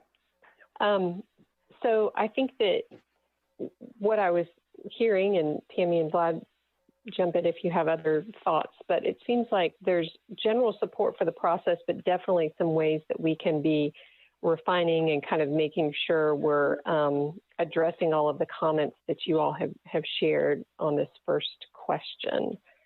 But generally speaking, supportive of the process.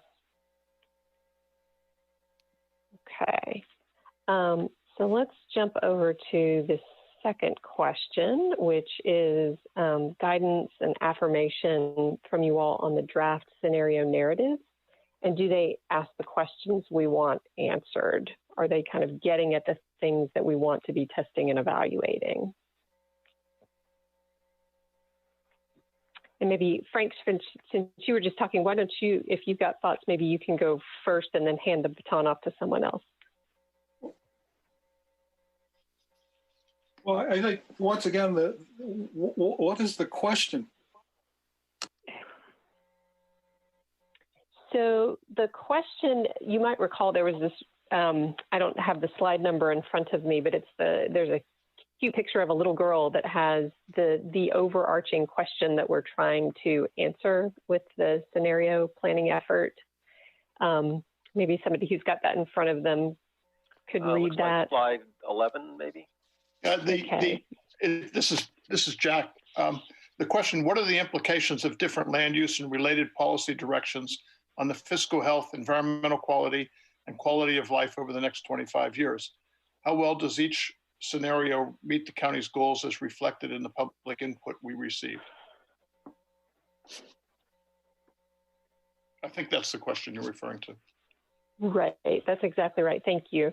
Yeah, so that's the overarching question that we're wanting to answer, and then, you know, part of that is, you know, the breakout of the two scenarios and the specific alternatives that we're going to be modeling. You know, are we setting those up in a way that you support, and are we kind of posing the right questions with those?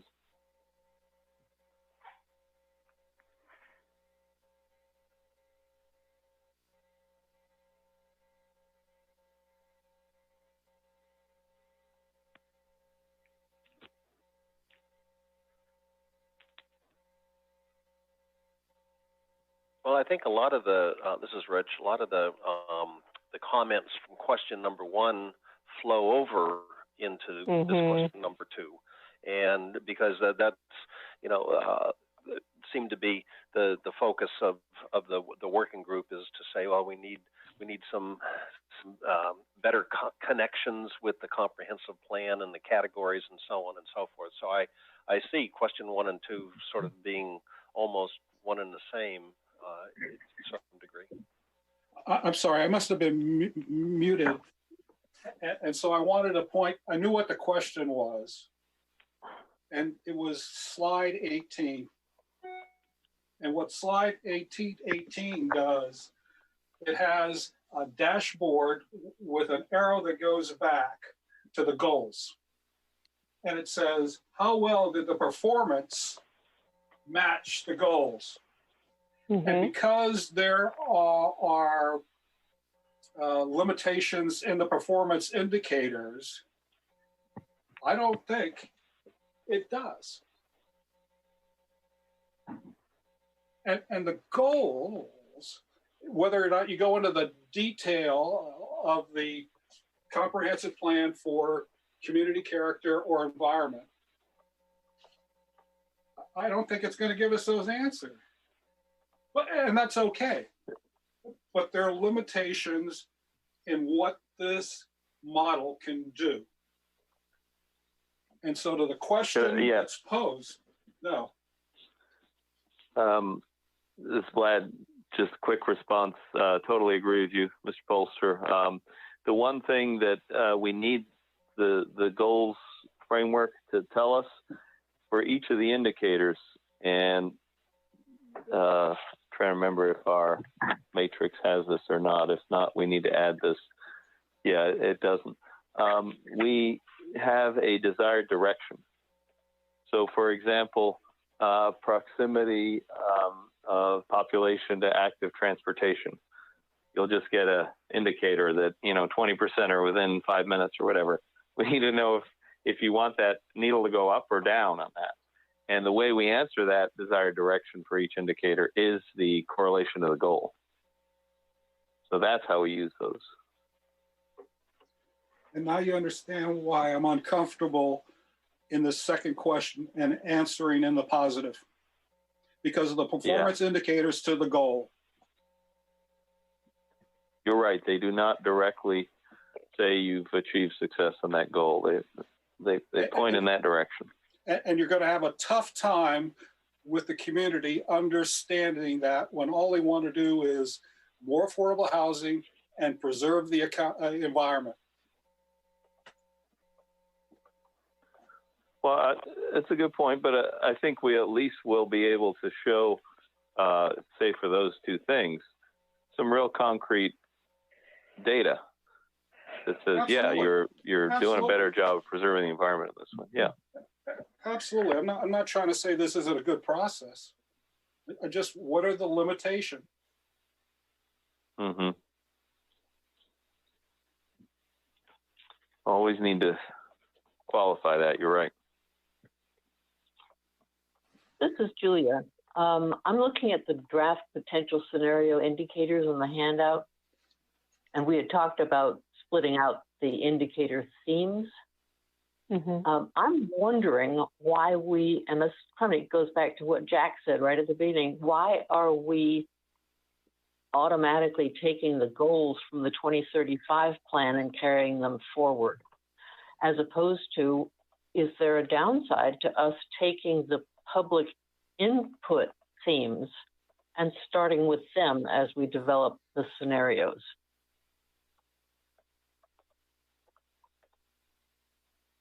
Since we've already shown in the crosswalk that all of those 2035 themes can be encompassed in the public input. Quick reaction to that. This is Vlad, and Tammy, you may want to add to it. I think it's a fair point. And the first part of this presentation, we were trying to show continuity, that, this is not what we heard in 2020 and 2019 was not out of the blue, that this is part of consistent themes that we've heard from the county in prior processes too. But that's not necessarily a requirement. It's like a nice to know, but if we really are, like every good comprehensive plan, building this on what we heard, I think your point is a good one. We could just start with those. Well, then we need to go back to what Jack said and revisit those. I mean, before we start with the 2035 goals as the basis of these scenarios, I would like to take a very close look at those goals and redefine them if necessary before we even start with the scenarios. Jack, does that make sense?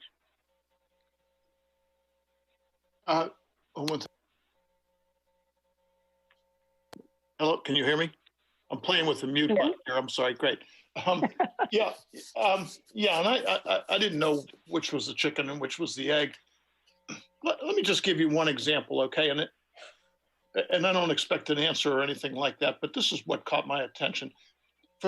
Our economic goal from our 2035 comprehensive plan is to build a diverse, balanced local economy that supports the basic needs of all segments of the community and contributes positively to the quality of life. Close quote. I just think that that's a wishy-washy, directionless goal, frankly. The goal of our Office of Economic Development, which is also in the comprehensive plan, says their goal is to foster the development and expansion of a diversified and healthy base of business and industry that will better balance the tax base, increase job opportunities, and enhance both the quality and standard of living in James City County. So they actually say we want a better tax base and increased quality job opportunities. And those, by the way, are defined in the comprehensive plan. How do we define job opportunities? And so you have something, we want jobs and we want businesses to come in here. I would add clean businesses to that, and by the way, a lot of this is in slide 6 under our themes. It's consistent with the themes in slide 6. I don't have them in front of me right now, but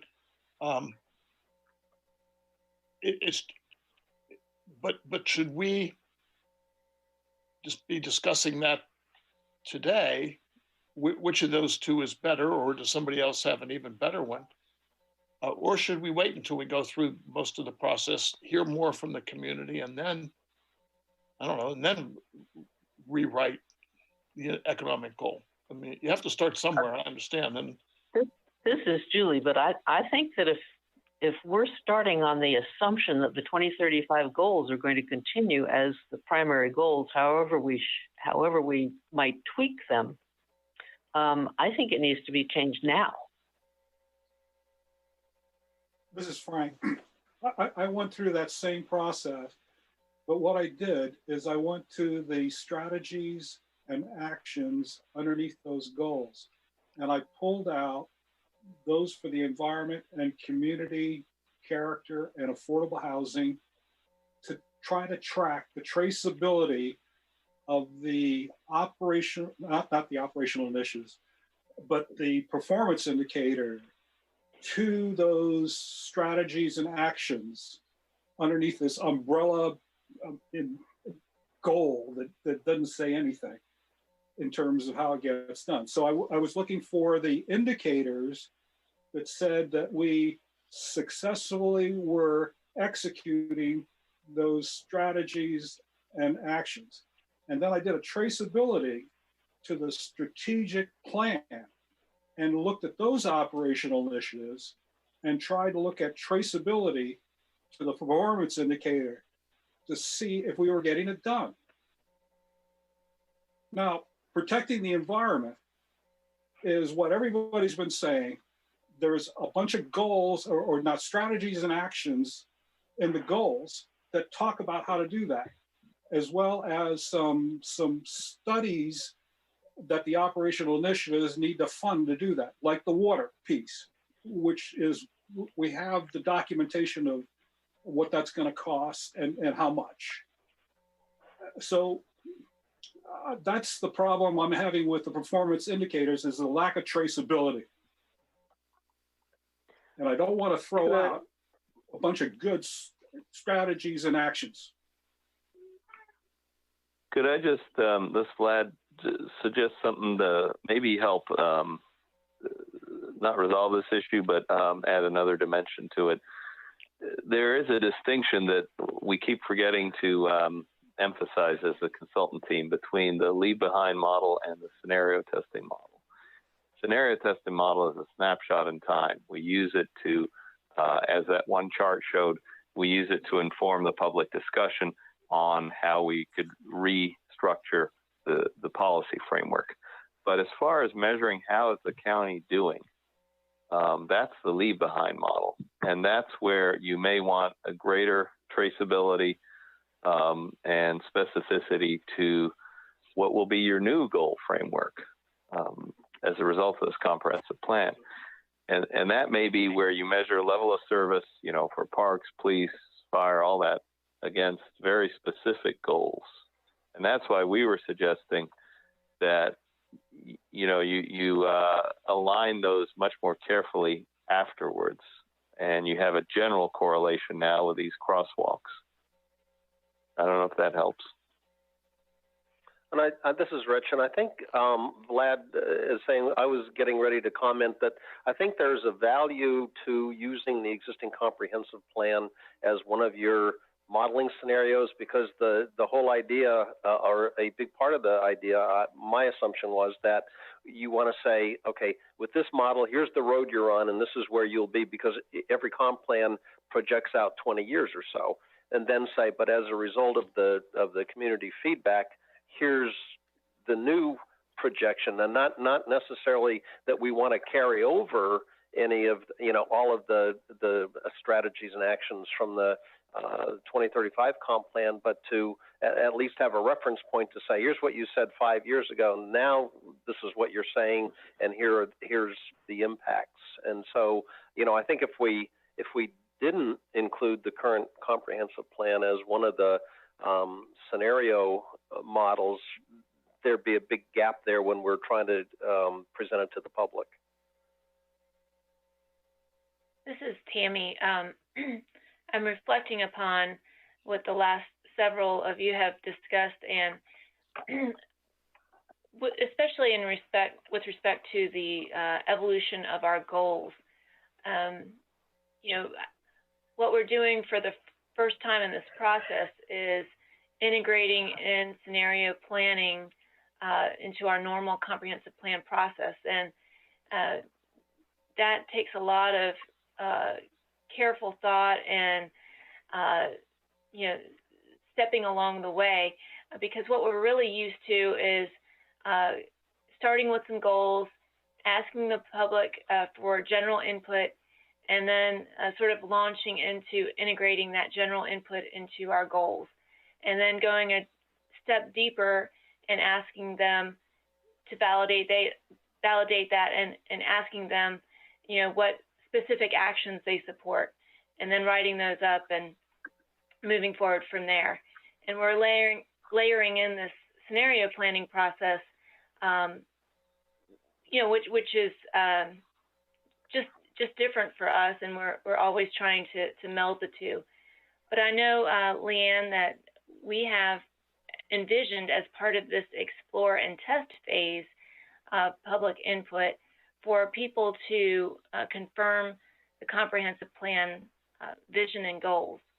And so I think it's appropriate for us to be questioning our goals. We just got a lot of public input related to that. And so, you know, I feel comfortable myself with, you know, starting those conversations and then ultimately being able to test them with the public.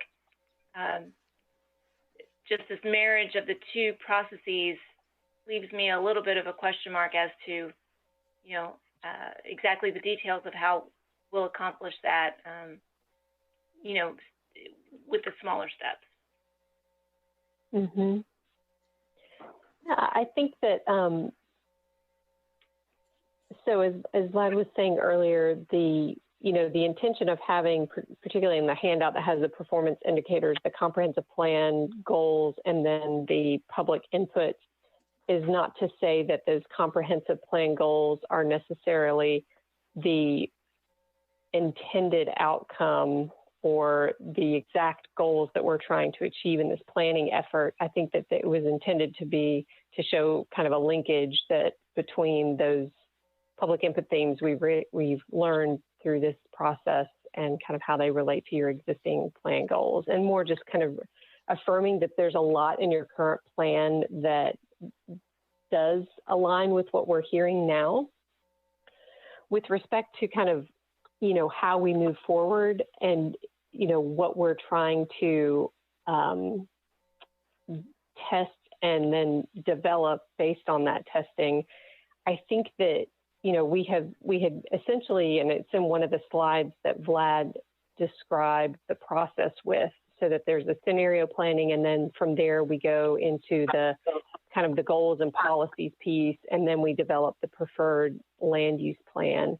So I guess what I would offer is that we could, we could dive into kind of an evaluation of your current comp plan goals at this point, but I think honestly it's going to be more helpful to have the public input themes and the direction that was provided in those public input themes that helps us understand how the two scenarios are going to compare. And from that, I think we will get inputs from the public as we share the results of the scenarios that will help us understand, okay, yes, we do want to move in this direction, but maybe this scenario went too far. We want to pull back a little bit on X, Y, or Z. So that it's clear that we're not, the plan hasn't been developed yet. We're still collecting inputs from the community. We're giving them a new way to provide input and react to this, which is kind of the alternative future. But I don't think that we're at the point yet where we can really solidify what those exact vision and goals are. At least I don't think this process was necessarily fully designed to do that at this point, as we've kind of crafted it. So Vlad, feel free to share your thoughts if you see things differently, but. I agree. I find this very valuable input. My takeaway from this is that we could build the scenario indicators on the public input themes. We could show how the public input themes crosswalk to the comprehensive plan goals just as a reference point. And we could, as part of the next public engagement, in addition to looking at the scenarios, as Tammy pointed out, we can ask input on the county goals framework. And all of that will roll up and be useful information as we build the new comprehensive plan. This is Julia again. I'm just zooming down to a question about on the draft potential scenario indicators on the land use model indicators for high quality education. We have population within walking distance of schools. Well, our current busing strategy doesn't necessarily mean that matters. Never mind the lack of sidewalks in a county that's often as rural as ours is, but the busing maps are taking other things into consideration beside what's the closest school. Yeah, so I'm wondering I wonder how useful that indicator is going to be. Yeah, that's a good point. We struggle with that one often because the goals a lot of times are better education, workforce training, things like that, things you cannot model in a land use or fiscal or travel demand model. So this is just the closest we could come. And it may not, the only caution I would say is let's not jump to implementation yet of how you would implement that, but at least it's an indicator if you wanted to have more walkability and community schools and school as the center of a mixed-use community in the future, how you would get there and which scenario allows you to get there better. Yeah, and then I think what you just said was extremely valuable in terms of a point within the process. And so when I look out for the next steps on the calendar, and this idea that we're going to look at the model, but we're also going to be able to see what the outcomes are looking like and how that's going to be adjusted based on some judgment and policy pieces. And when I look at the timeline slide 25, where would that happen? Let's see. Well, I might have to defer to Tammy or Vlad on that because I don't have that slide in front of me right now. Apologies. Well, this Vlad, the next kind of touch point with you all would be roughly the June timeframe.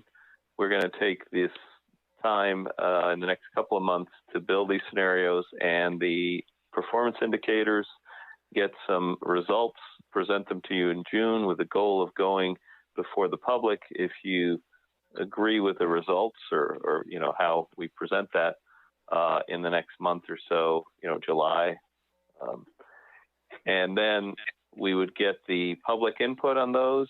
And then in the fall, and I don't have the exact time frame, but I'm thinking around September, would be using that input to build the comprehensive plan framework, goal policy. Yeah. From a process point of view, I'm okay with that.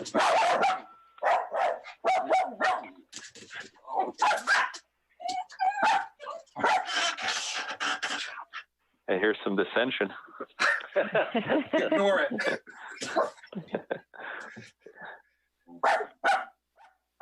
I think okay. Well, that's the general next steps, if I'm right on that, Tammy. Yeah, you are.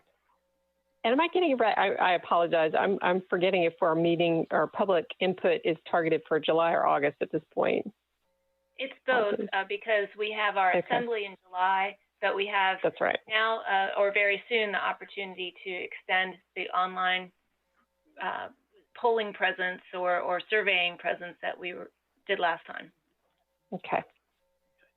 And let me ask, this is Rich, let me just ask a question now, you know, looking at the time in the third question, do you think it's beneficial to, do you have enough feedback on the first two that sort of would roll over into that third one, that the consultant team would put together some responses to the feedback you've received so far and then present that at a future meeting? Is that a realistic idea, or what are your thoughts on next steps?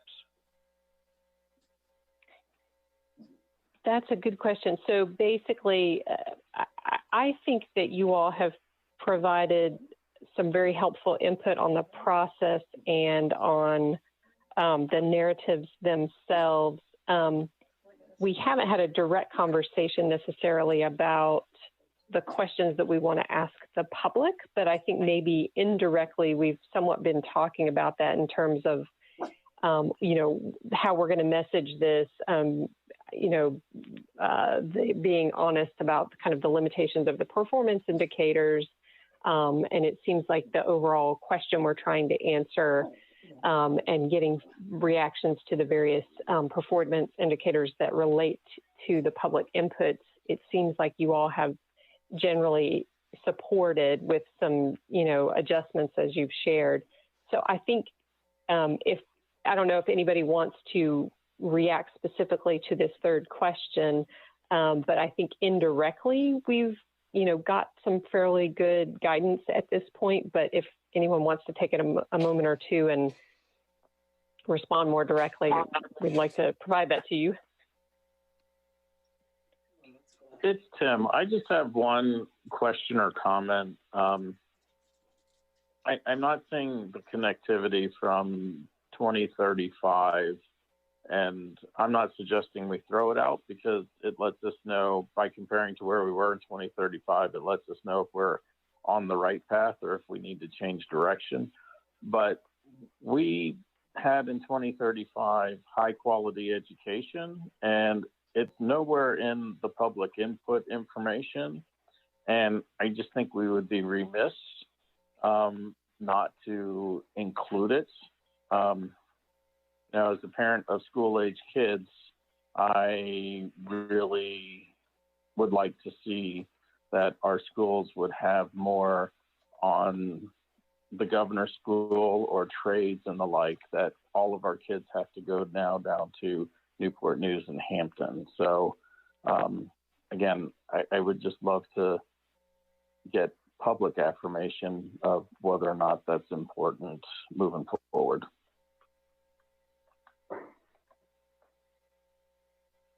This was an important thing that we talked about a lot in the strategic planning effort.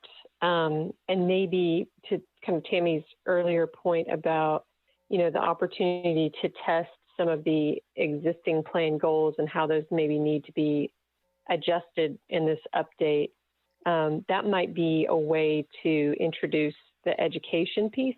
I think unless I'm not thinking correctly about this, Vlad, and you can correct me if I'm wrong, but I think it's going to be a little tricky to directly evaluate high quality education through the scenarios, because it's not, I think there are indirect connections related to education, but maybe not direct connections. So, but we could do that through kind of evaluation of the goals. Yeah. Does that sound right to you, Vlad? I thought that's what Mr. O'Connor's comment was, that when we get to the goals, make sure that that's even whether we heard it directly from the public or not, make sure that we build that into the goals framework. Okay.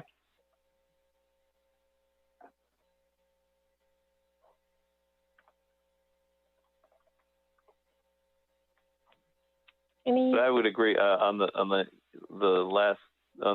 last question that we've had some good input on that question, but there's probably another part to that input that you all need to see the results of the scenarios, how we are presenting the results of those scenarios, to give us additional input on how we share that with the public. And that's more June timeframe.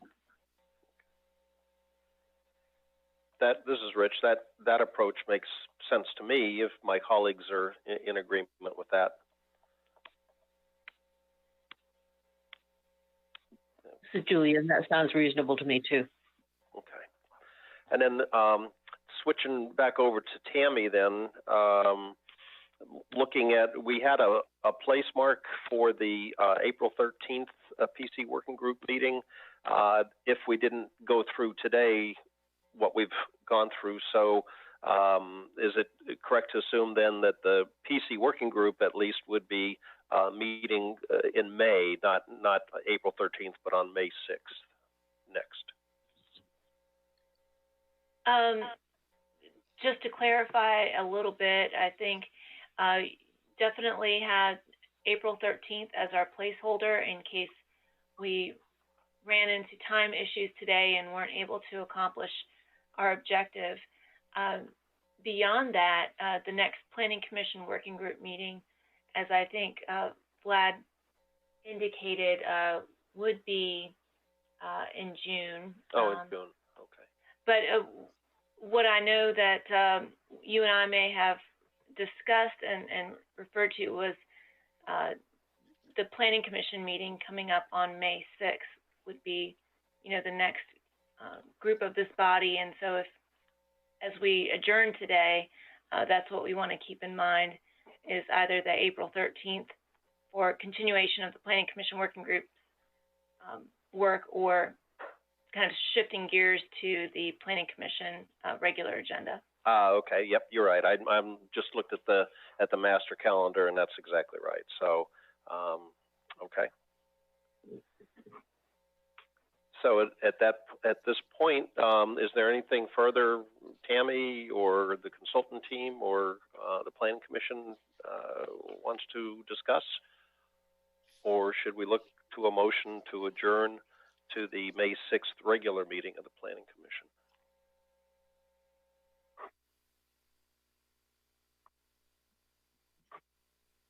From the consultant team, I think we've got good guidance. Okay. In This that is Julia. case, okay. This is Julia. I'll move we adjourn to the May 6th regular Planning Commission meeting. Thanks, Julie. All those in favor, we'll just do a voice vote. Say aye. Aye. Aye. Aye. Aye. Okay. Sounds unanimous. And so at this point, thank you to Tammy, to the consultant team, and to everybody who made their way through this high technology exercise. And thanks very much. This was very helpful. Thank you all.